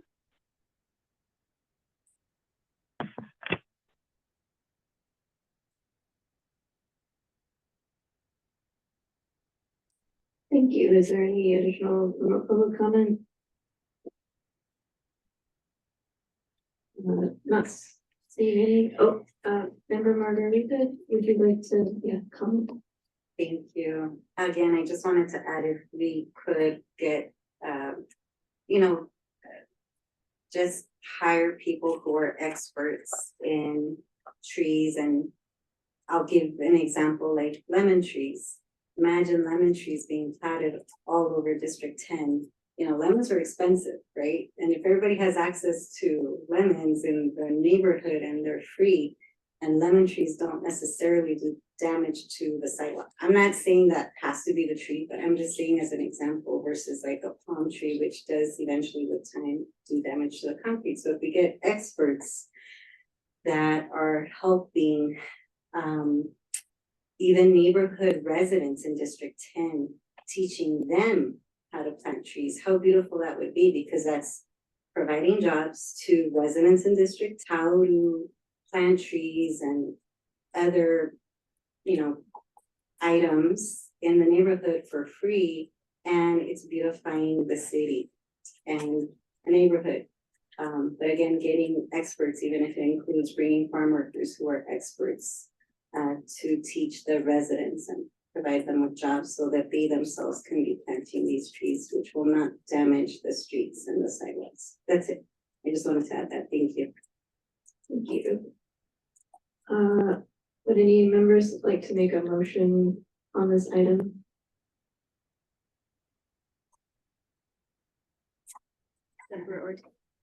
Member Ortega, seconded by, Yeah, Kim second. or seconded by member Kim. Think we need a roll call vote. Yeah, can we get a roll call vote on item 7? On the motion to approve item 7, member Chen. Chen, I. Chen, I, Vice Chair Daniels. Daniels, I. Daniels, I, member Davidson. Davidson, I. Davidson, I, member Ford. Ford, I. Ford, I, member Kim. Kim I. Kim, I, member Margarita. Margarita, aye. Margarita, I, member Milford Rosales. Milford Rosales, aye. Milford Rosales, I, member Ortega. Ortega, aye. Ortega, I, Chair Siegel. Siegel, I. Siegel, I. Chair, we have 9 ayes. The motion is approved. Great, thank you so much. That puts us on item 8, which is to adopt a motion of support to adopt the 2023 Prop L 5 YPP for managed lanes and express bus. And amend the Prop L strategic plan baseline and appropriate $1 million in Prop L funds with conditions for this SFCTA freeway network management study. And this is an action item.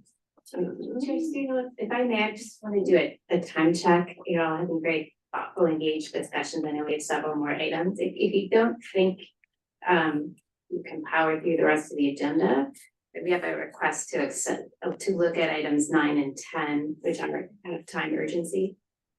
So it's your call. We're happy to stay as long as you can talk. Okay.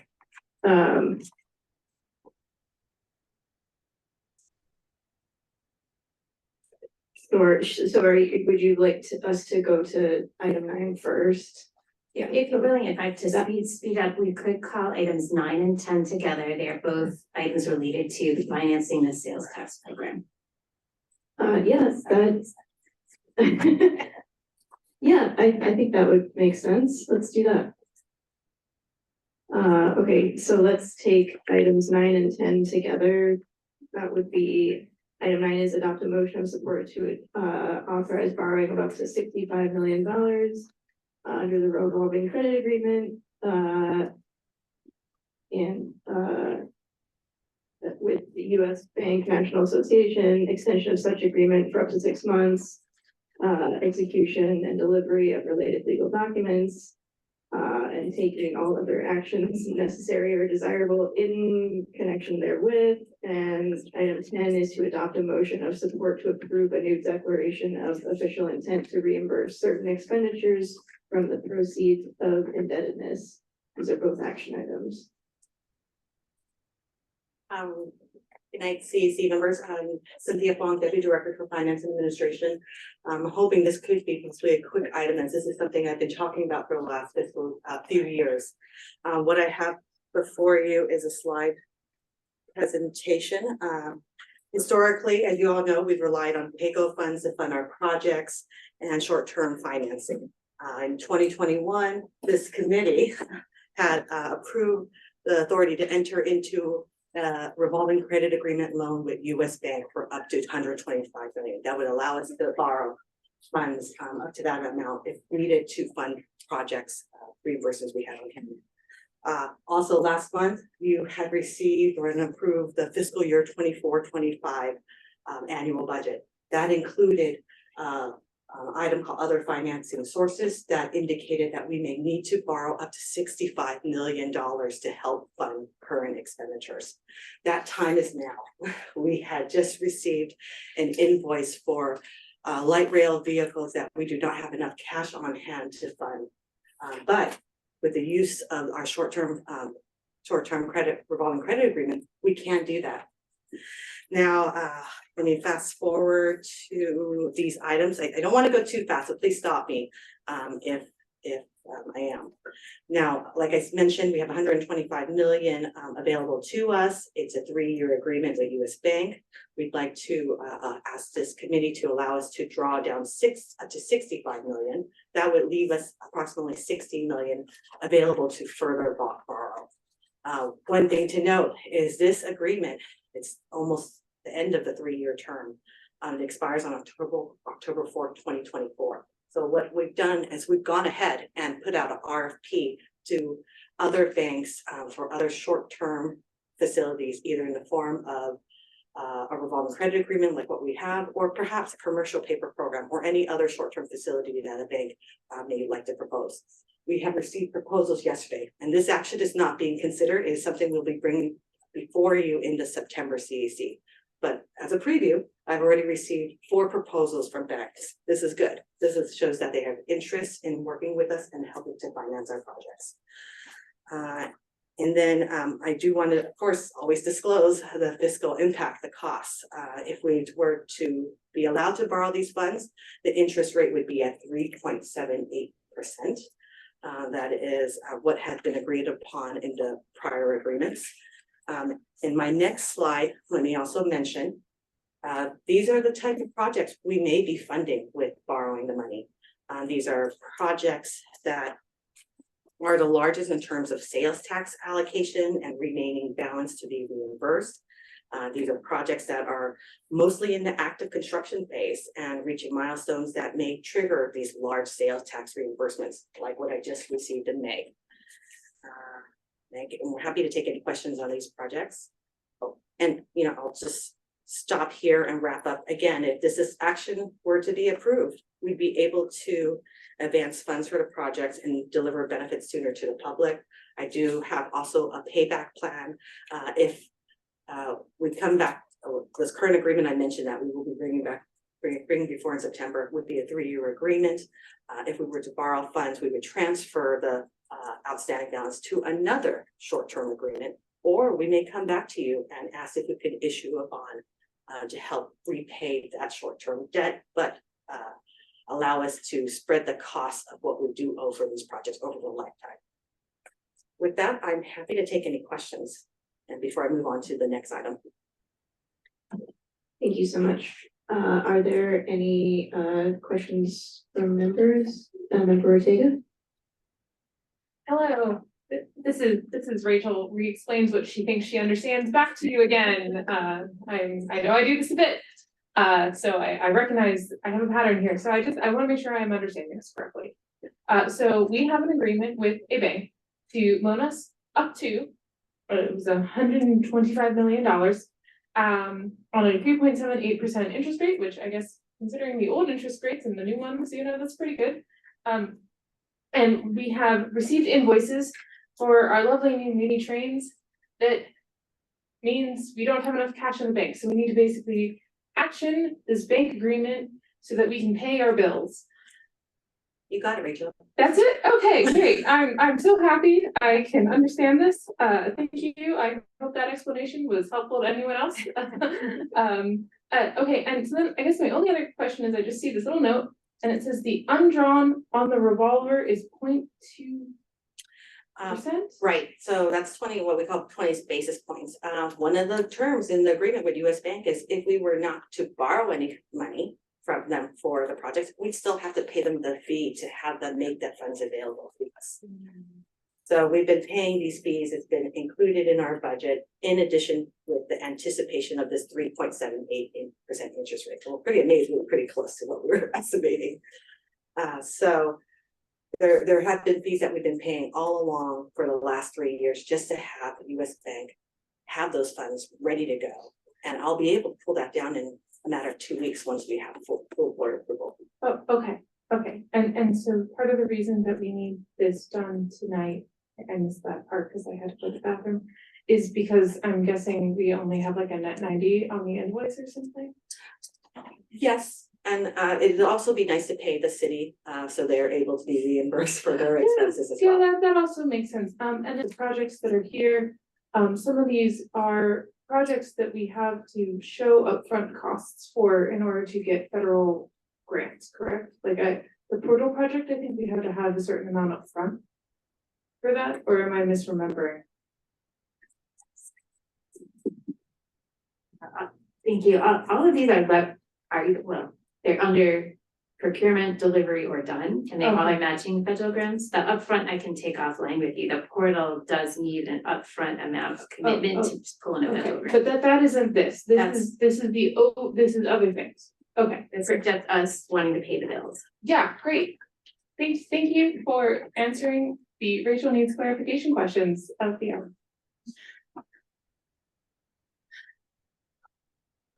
Any other questions or comments from members? We move on to item 10 and can we take a vote on both? Yes. Yes. Okay.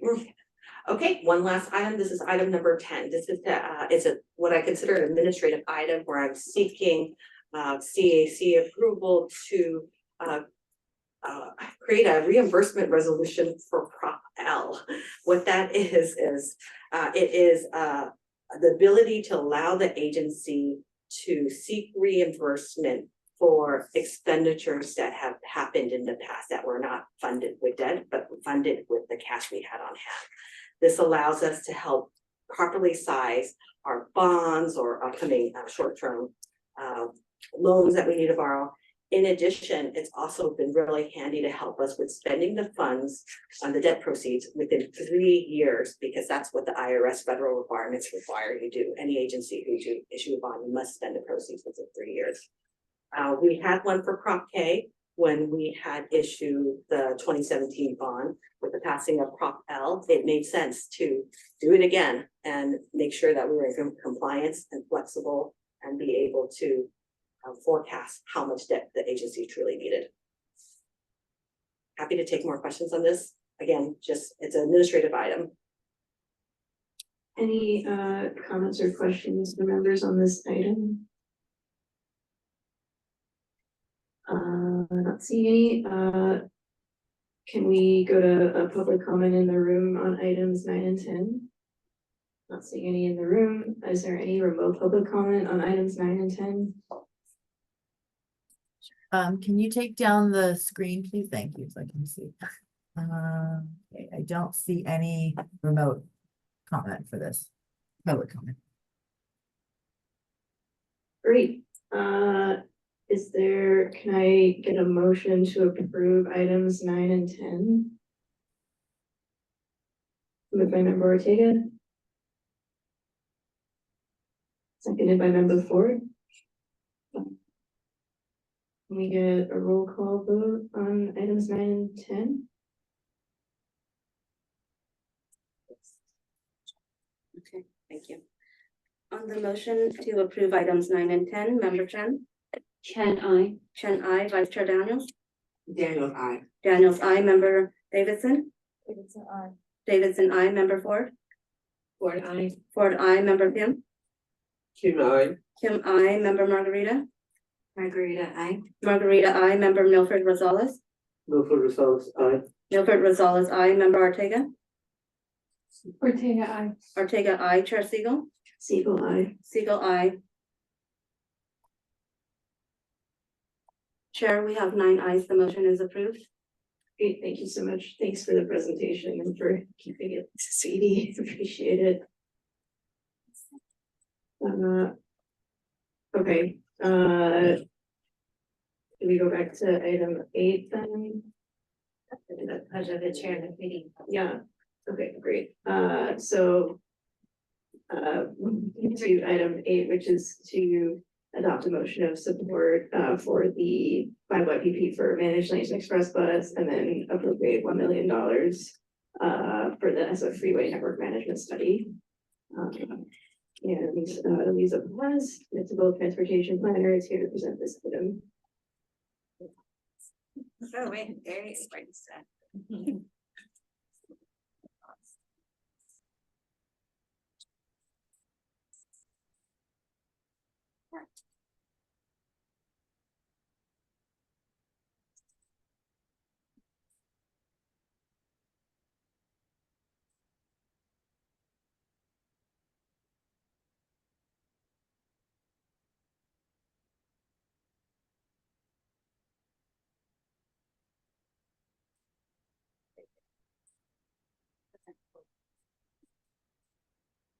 Okay, good evening, CAC. My name is Elisa Paz. This presentation has two pieces to it. There is the managed lanes 5 YPP and a related appropriation. So as noted in the earlier 5 YPP item, the board approval of a 5 YPP is a prerequisite to the allocation of funds for a given program. In this item, we're recommending the approval of the Managed Lanes and Express Bus 5 YPP. This is a new program in the expenditure plan, and it's small with about $10 million over the 30 years of Prop L. The program was included in the expenditure plan to help improve San Francisco's freeway network, including to improve transit speed, reliability, and to promote carpooling. The recommended programming is shown on the slide for just two projects. There's $1 million for the San Francisco Freeway Network Management Study, for which we're seeking a concurrent appropriation of funds and a $750,000 placeholder to fund follow-on efforts or recommendations in the study. And I'll go through the study in a couple slides. The anticipated leveraging shown here reflects the study for which Prop L would match would match a $500,000 Caltrans Sustainable Transportation Planning Grant that we applied for earlier this year. And we would expect the leveraging to get better in later phases, such as design when there's specific projects identified. We're recommending to advance funding by about $800,000 over the baseline amount for the for the 5-year period. So that results in a small increase in estimated debt costs over the 30-year period of 0.2%. So now I'm going to go into the details of the proposed study. So price lanes have been advancing around the region with lanes on the peninsula and in the East Bay, and more are being planned.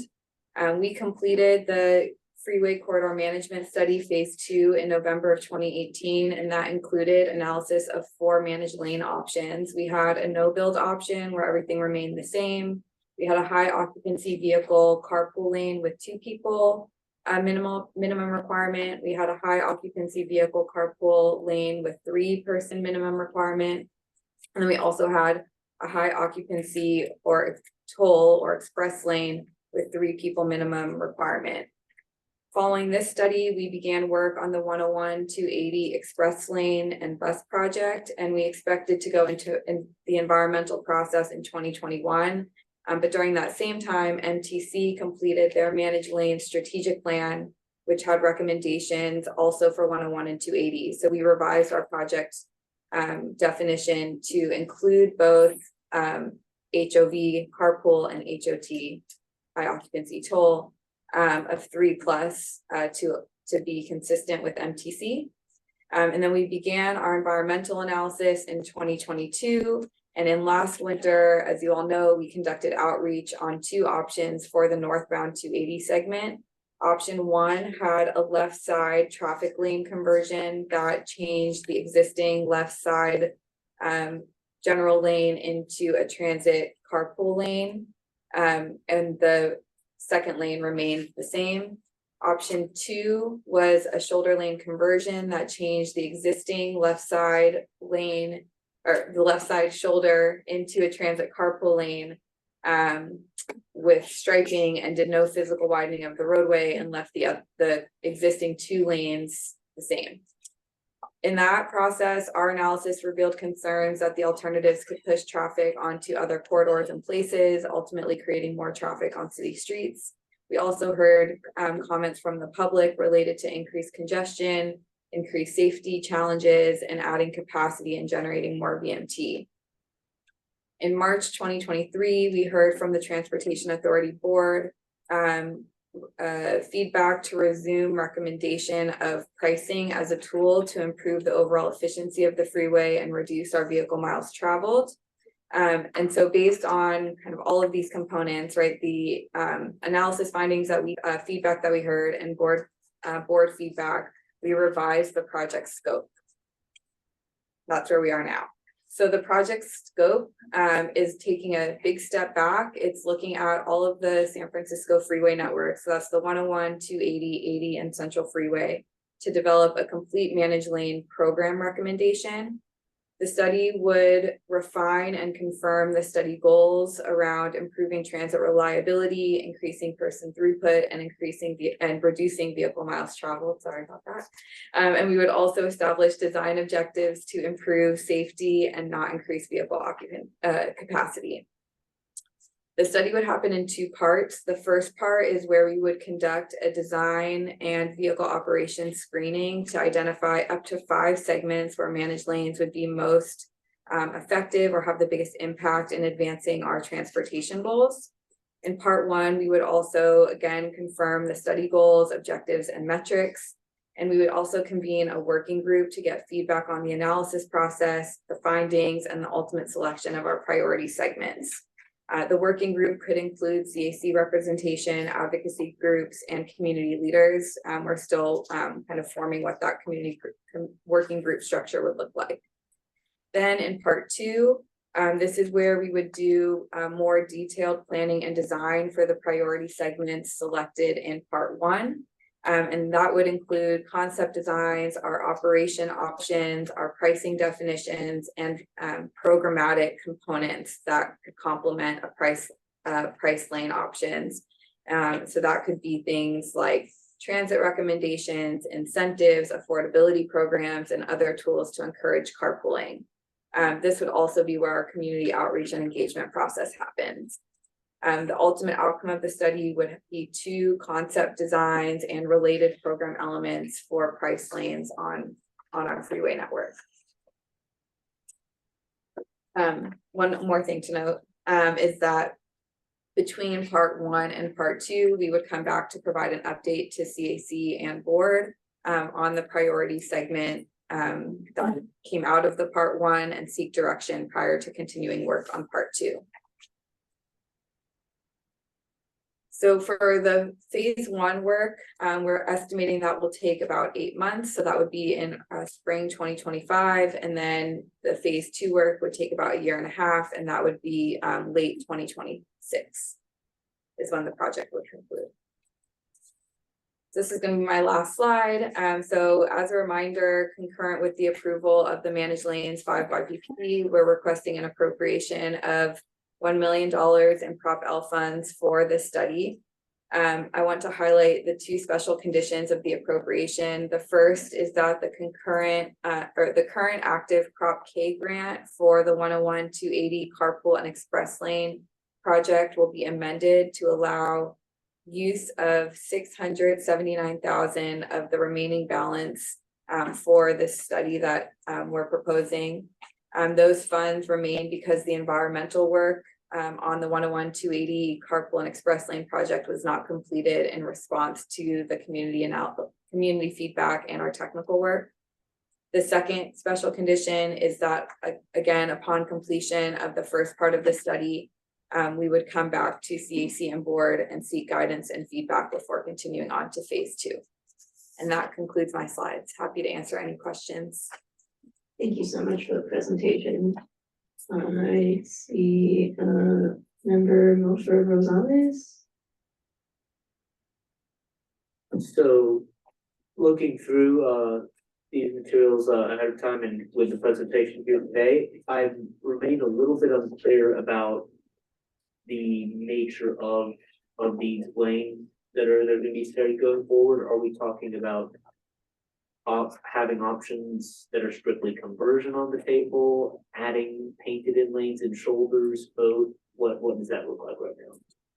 So we are, with the study, we would have a design objective to not increase capacity, so not widening the freeway. So we want to work within the existing lanes that we have. There are some pinch points that we know of.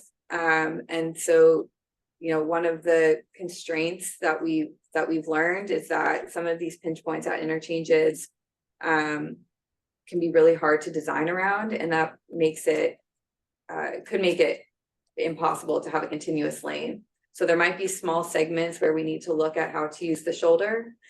We also want to keep the option open to look at bus on shoulder strictly because there has been pilots in other cities and states where bus on shoulder has proven to be effective in terms of transit reliability and on-time performance.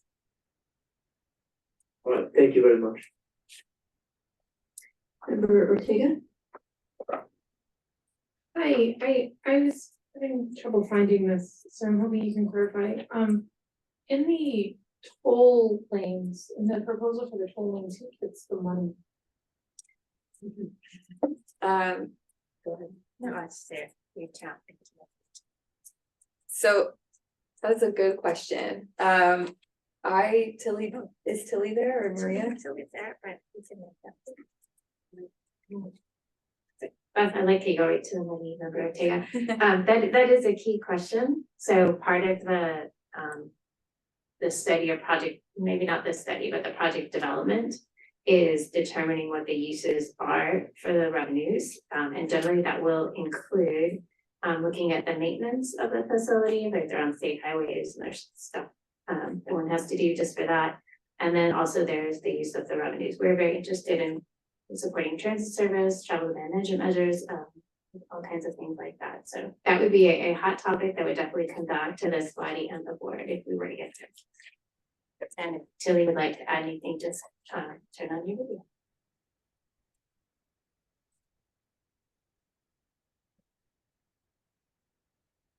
Thank you. Any other comments or questions from members? I do appreciate that it seems like some of the recommendations. So some of the recommendations in here sound like they some of the feedback that we gave at previous CAC meetings were taken into account. That's great. I personally would still prefer to see this eligibility restricted to transit improvements and the feasibility of creating new lines that use the freeways and express lanes that are restricted to buses as opposed to high occupancy vehicles. So just, yeah, putting that on the record. Then if there are no other questions or comments from members, we can go to public comment in the room. Yes, thank you, Edward Mason. I'm looking forward eventually to a regional express bus system. That would be the ideal solution, in my opinion. Also, if you go to high occupancy vehicles, are you then going to contract with the California Highway Patrol to enforce it? Regarding the funds, look at San Mateo County. They just completed their from the Santa Clara County line up to about the airport or so, their express lane. The problem was I was on the EPX bus Monday coming from Redwood City. Took me over an hour. It's supposed to go down the express lane. The problem was there was a truck that turned over, a delivery truck with quote unquote, I heard on the radio, avocados that overturned. And, I sat there for an hour thinking I'd get to San Francisco kind of fast, but I didn't. But enforcement, CHP is the biggest thing that you're going to have to contend with. You're going to contract that, or you're just going to let it go. And trying to use the revenue from that, they're spreading that money around down in San Mateo County to keep it going. So my basic endorsement is I've read this and I was always looking, well, where's the express bus going to come from? And do we know where the people are coming from? There's a lot of fast food traffic that goes through San Francisco from my observations.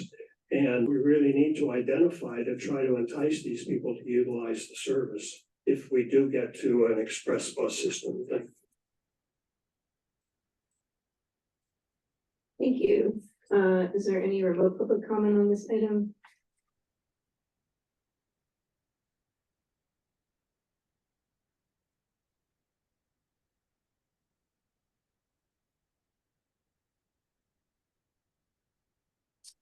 Yeah, hi, can you hear me? Yes. Great. Thanks so much. My name is Mike Swire. I live in San Mateo County. I sit on the San Mateo County Transportation Authority Citizen Advisory Committee, your analog down south. And I also chair the CAG Bicycle and Pedestrian Advisory Committee. I just wanted to make sure everyone's clear on whether or not option 2, the I-280 North shoulder conversion, was still on the table. I heard, I think one of the staff people say that there was no widening here. And I just want to clarify that when we oppose highway widening, we're talking about any type of capacity increase, regardless of whether the physical roadway is widened. But this option 2 is basically around shoulder conversion, which means you would go from, I think it's 3 to 4 travel lanes, a 33% increase in the number of cars on the road potentially. So my request, and I sent a letter to this effect, I don't know if it's received, if you guys have seen it, but I'm urging you to follow the lead of what happened in San Mateo County, where the CAC approved funding, but only on the condition that any widening or capacity increase was taken off the table, and that we don't spend another dime on a potential option that the public doesn't want. It's obvious that a widening would increase the number of cars on the road. Transportation is our #1 source of greenhouse gas emissions. The air pollution would worsen in the lower income communities. I know that the report said that this would be beneficial for, I think it was lower income or equity priority communities. I fail to see how that's possible. A widening would worsen traffic violence, especially at 4th and King, where a child was killed last year.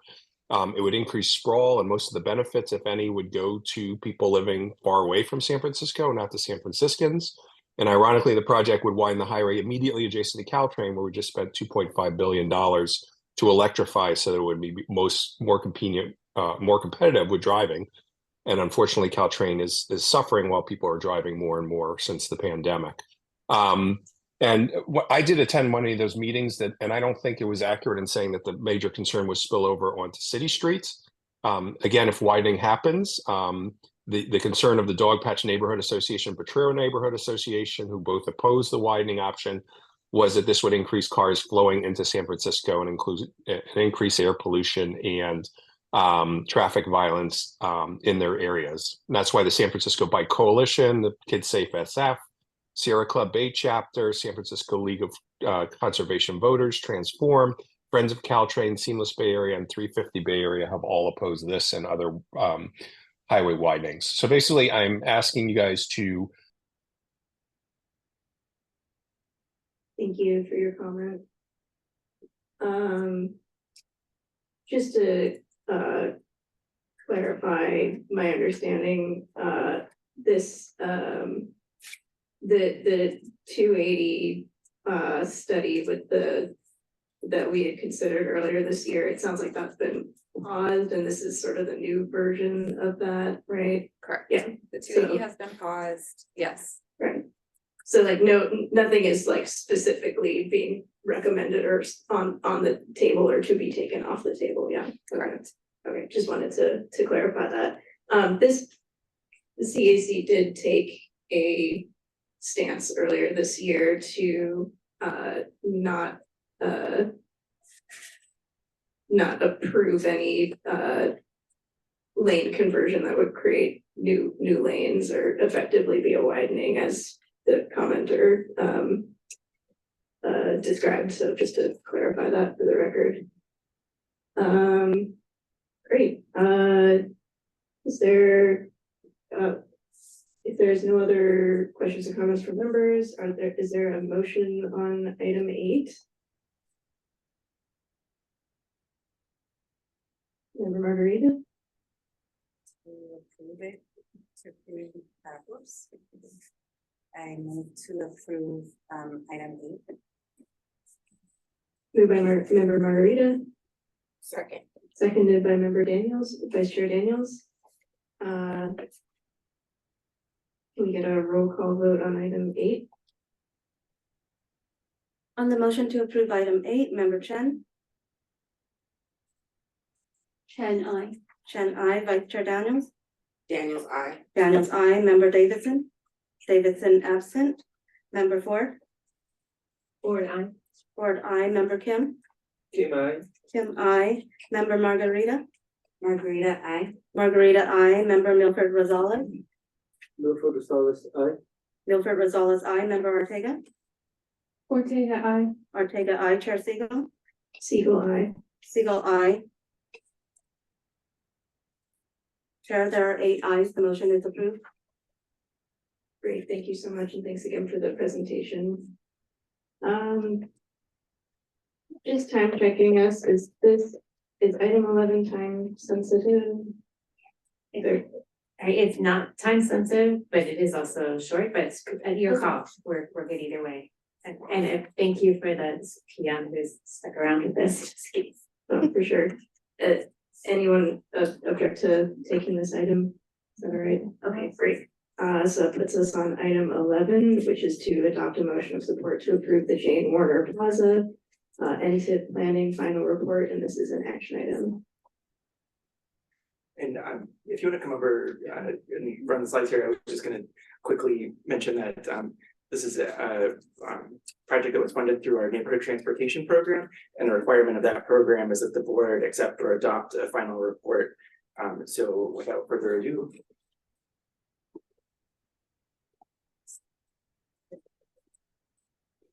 Thank you. Good evening, everybody. I'll try and keep this relatively quick here. Sorry, it's not choking down.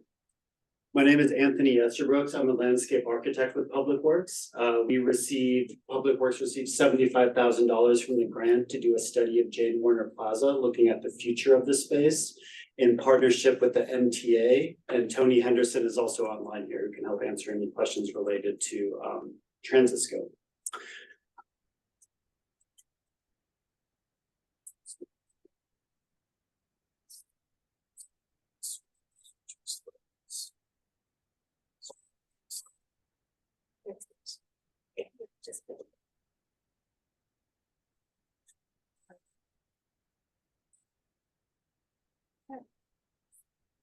That PDF, that's right.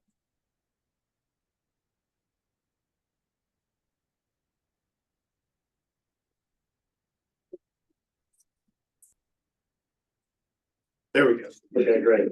Problem solved. So again, I'm with the Bureau of Landscape Architecture,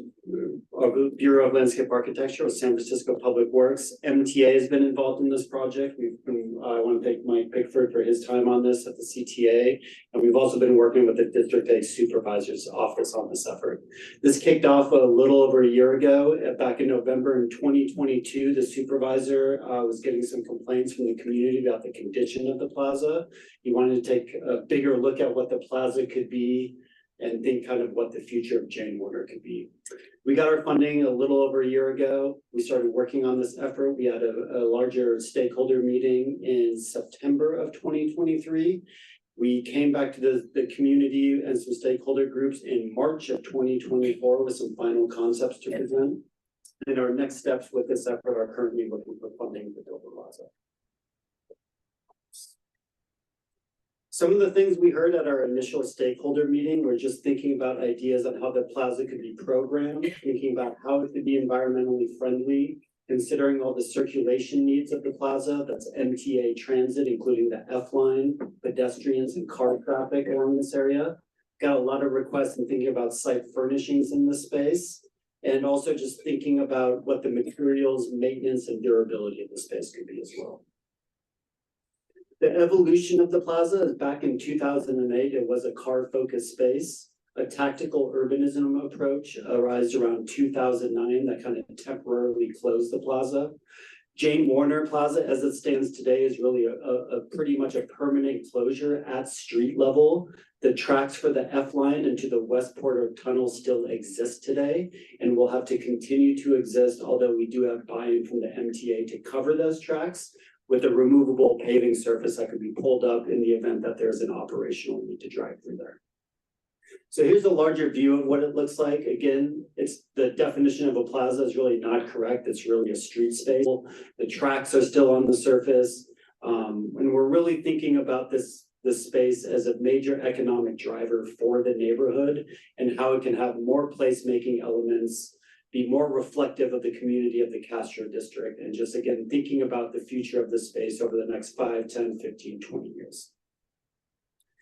So curb alignment was a huge factor in this effort. We worked closely with the MTA, their transit planners, their operations group on what made sense. Today, there's about 9,600 square feet of usable space in the plaza.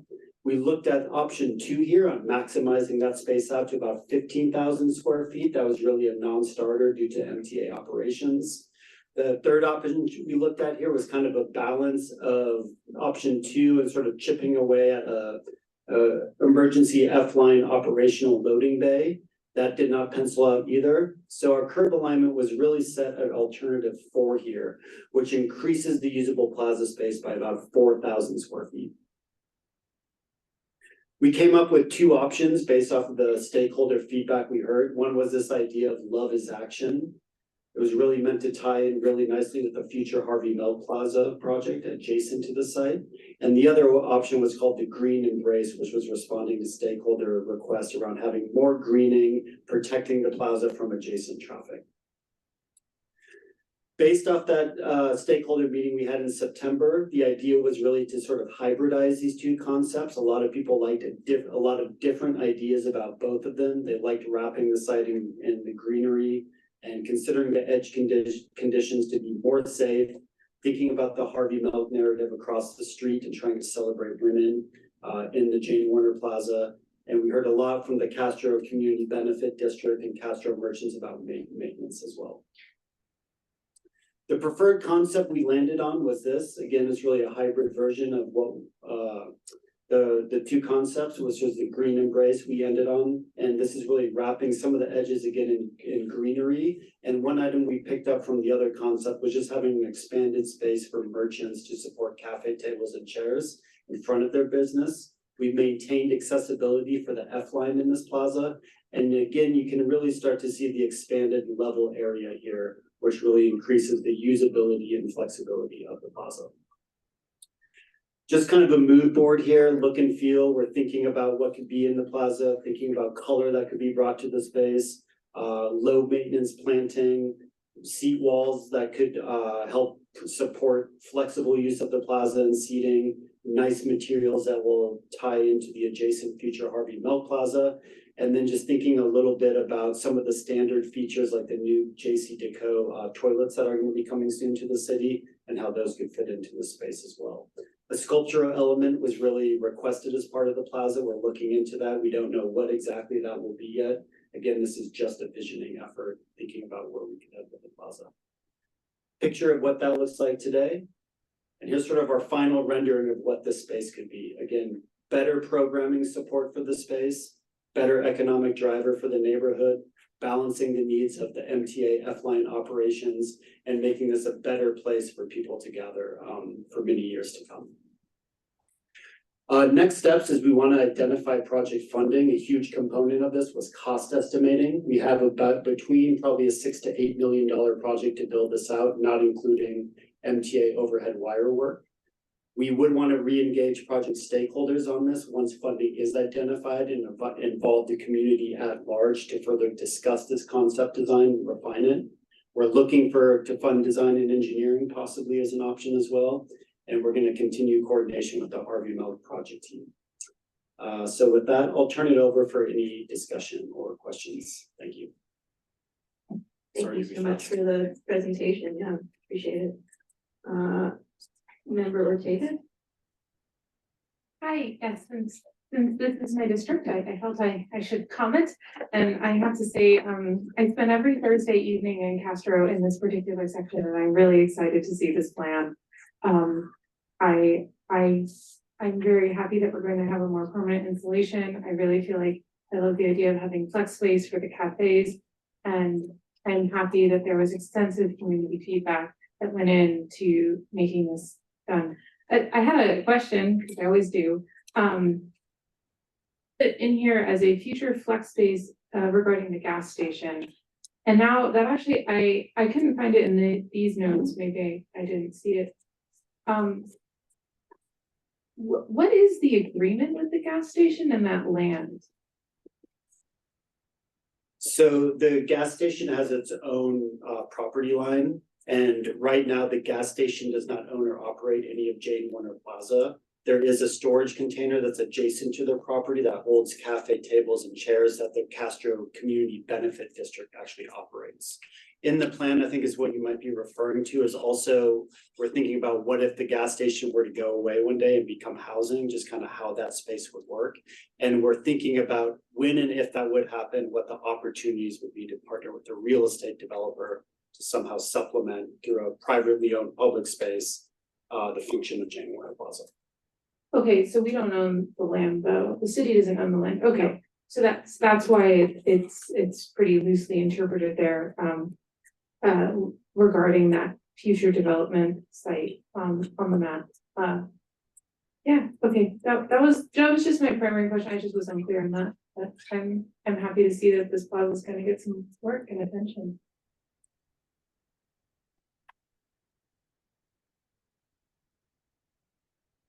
Any other questions or comments from members?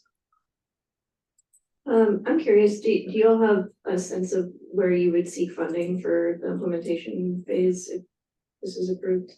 We don't yet. There's the GO bond coming, but we don't know whether any money would be plugged into that because a lot's going to Harvey Milk, which is adjacent to that, but we are recognizing there could be efficiencies in planning out these two projects together. We know how much it might cost right now, so we're going to continue to seek funding and keep putting those requests into our capital program. Great, thank you.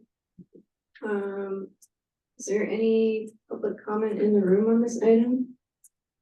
No, is there any remote public comment on this item? Looks like yes. You're good, sorry. Just a little delay while we have to wait. Hello, can you hear me? Yes. Hi, before I begin, don't start the clock. What is the time I'm allotted? 2 minutes. 2 minutes. Okay, please start the clock. Hi, my name is Michael Petrellis, and I represent Friends of Jane Warner Plaza. We are asking you to reject this plan for a very simple reason. There has been no public outreach to anyone beyond the merchants group or the business district. There hasn't been a single meeting open to the public that would allow us, Friends of Jane Warner Plaza, to ask questions directly of SFMTA, DPW, and your organization. It is really shameful that a total of $100,000 has been wasted on this plan, which does not address the immediate needs. The immediate needs include patching all of the potholes that everyone admits are a tripping hazard to pedestrians in this plaza. It is just one of many items that need addressing now. The $100,000 could have been better spent on tar and cement to close the crevices and to also repaint the entire surface of this plaza. I must point out, it is ridiculous that the plan calls for taking over the gas station property, which isn't yours. We also reject this idea that we need a monument to poetry. There are so many reasons why there needs to be full public transparency and meetings open to all regarding Jane Warner Plaza, because there has been no public engagement beyond the Castro Benefit District. Thank you. Thank you. Is there any additional remote public comment?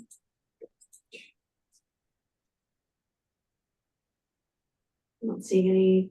Great. Public comment on this item is closed. Other questions or comments from members? This was an action item. Can I get a motion to approve this item? Member Margarita, Actually, I don't, would you like to? I just wanted hearing what the, oh, sorry, my apologies. Hearing what the member said, I mean, I read through it and it says that there was a meeting in December 2023 with business partners in the community, but it just says with, you know, business owners and merchants. I just wanted to ask, has there been meetings with community members to ask them what they thought of it? I mean, because I agree with Member Ortega, it's an amazing, looks amazing, but it would make sense to include members of the community. So is there any truth to what the public comment Mr. Petralis just stated? Thank you. So if I could respond to that, the goals of the effort on this was to come up with a visioning study to figure out how to track down funding for a larger effort for this plaza that would involve larger community engagement. So given that constraint of cost on this, the groups that we did engage were through stakeholder meetings with both the Castro Community Benefit District, the Eureka Valley Neighborhoods Association. We had members of the LGBTQ Cultural District involved with that, and some of the Castro merchants as well, to sort of gauge interest in this project and changes to curb alignments and along their frontages as well. One other thing that I would like to say that came out of this effort is we completely agree that there are near-term deferred maintenance issues in the plaza, and MTA and Public Works have recently come to an agreement on fixing some of those, and they're actually looking into cost sharing that right now. I don't know the exact timing on when those fixes are going to happen, but I know they're going to happen in the next few months. Member Ortega? Could I just get a request then to get an update on when those fundings are either found or approved, or what the action plan is? That can be an email, it does not have to be an agenda item for the committee. You're talking about for the pavement repairs? Yes, Yeah. I agree. I can ask into that, yeah. Yeah, if you wouldn't mind, I do feel that that is a valid concern. I definitely interpreted this as a visionary plan, not as an immediate fix of everything. That's right. I agree, immediate fixes should also be done. Yes. I just need to know who to follow up with on that news. Okay, thank you. Margarita. And just really quickly, if you can ensure that community members are continue to be included in the visionary plan and, you know, in the LGBTQ community, obviously, since and the cultural district. Thank you. Great. Is there a motion on this item? Moved by Member Margarita. Can I get a second? Seconded by Member Ortega. I believe we can take this same house, same call if there's no objection. Oh, no, does someone else leave? Yeah. There's no objection, you're okay. Yeah, okay. Without objection. Great, the item is approved. Thank you so much for the presentation. And for sticking with us. That puts us on item 12, which is the introduction of new items. This is an information item. Do any CAC members have any new business?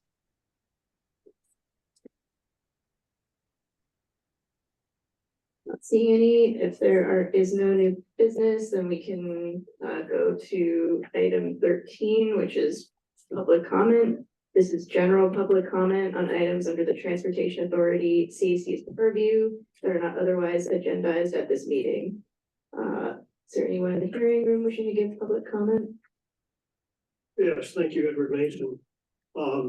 Corporate commuter buses, you've been receiving emails from me regarding We Drive You with Florida license plates on it. If you notice the license plates, they expire Friday. So it'll be interesting to see what the MTA is going to do with the buses. There was one bus that had no license plates on it and operating in community spaces with no MTA permit. So the proliferation of and the boldness of the corporate commuter shuttles is astounding. And it'll just be interesting to see what's going to happen at the beginning of the year. The stickers are on a fiscal year basis. So starting the 1st of July, all of the shuttle buses should have a yellow sticker that's for the year that's affixed to the blue permit. So in case you see any out there, look for the yellow little decal for the year. And you know, that's a valid bus. And the other thing that's happening is there's a mismatch between what the company name is versus what the permit is. There's a mismatch. Only, well, I can figure out that, you know, that bus there is supposed to have a 10 on it, but it's got a 7. So there must be some master agreement that these buses are under, and then they're shifting these buses around and putting the ICC requirement for the identification of the company, but they're leaving the permit for the other company on it. So it's a real mismatch that's going on, but I'll conclude with that. Thank you. Thank you for your comment. Is there any remote public comment? Yes, we have one remote commenter. I'm buying time for the clerks to unmute.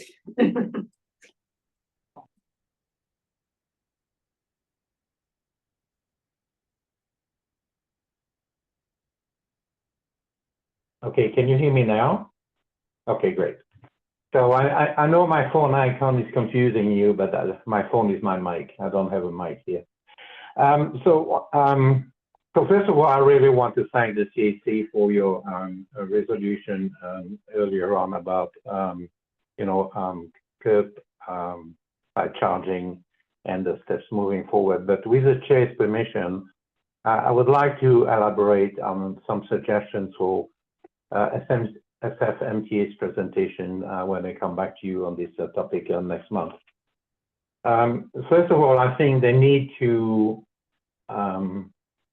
let you know about the difference between curbside charging, which is known as level 2 and takes approximately 7 hours, and fast charging, which in my case takes 15 minutes. And I sent information that hopefully you'll be able to go through, which is an example right there in San Francisco at 928 Harrison and what can be done. And the suggestion to SFMTA is one of the reasons they're facing a fiscal cliff is because their parking revenues have dropped substantially. And there's an absolute market over there to turn out those empty parking spaces over to the private sector who are going to be using them for fast charging. So to me, that could be the solution that you're looking for if you don't want a curbside charging. So in closing, thank you again for the opportunity, and I look forward to next month's presentation. Thank you.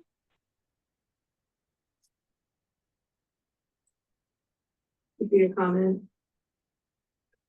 Is there any additional remote public comment?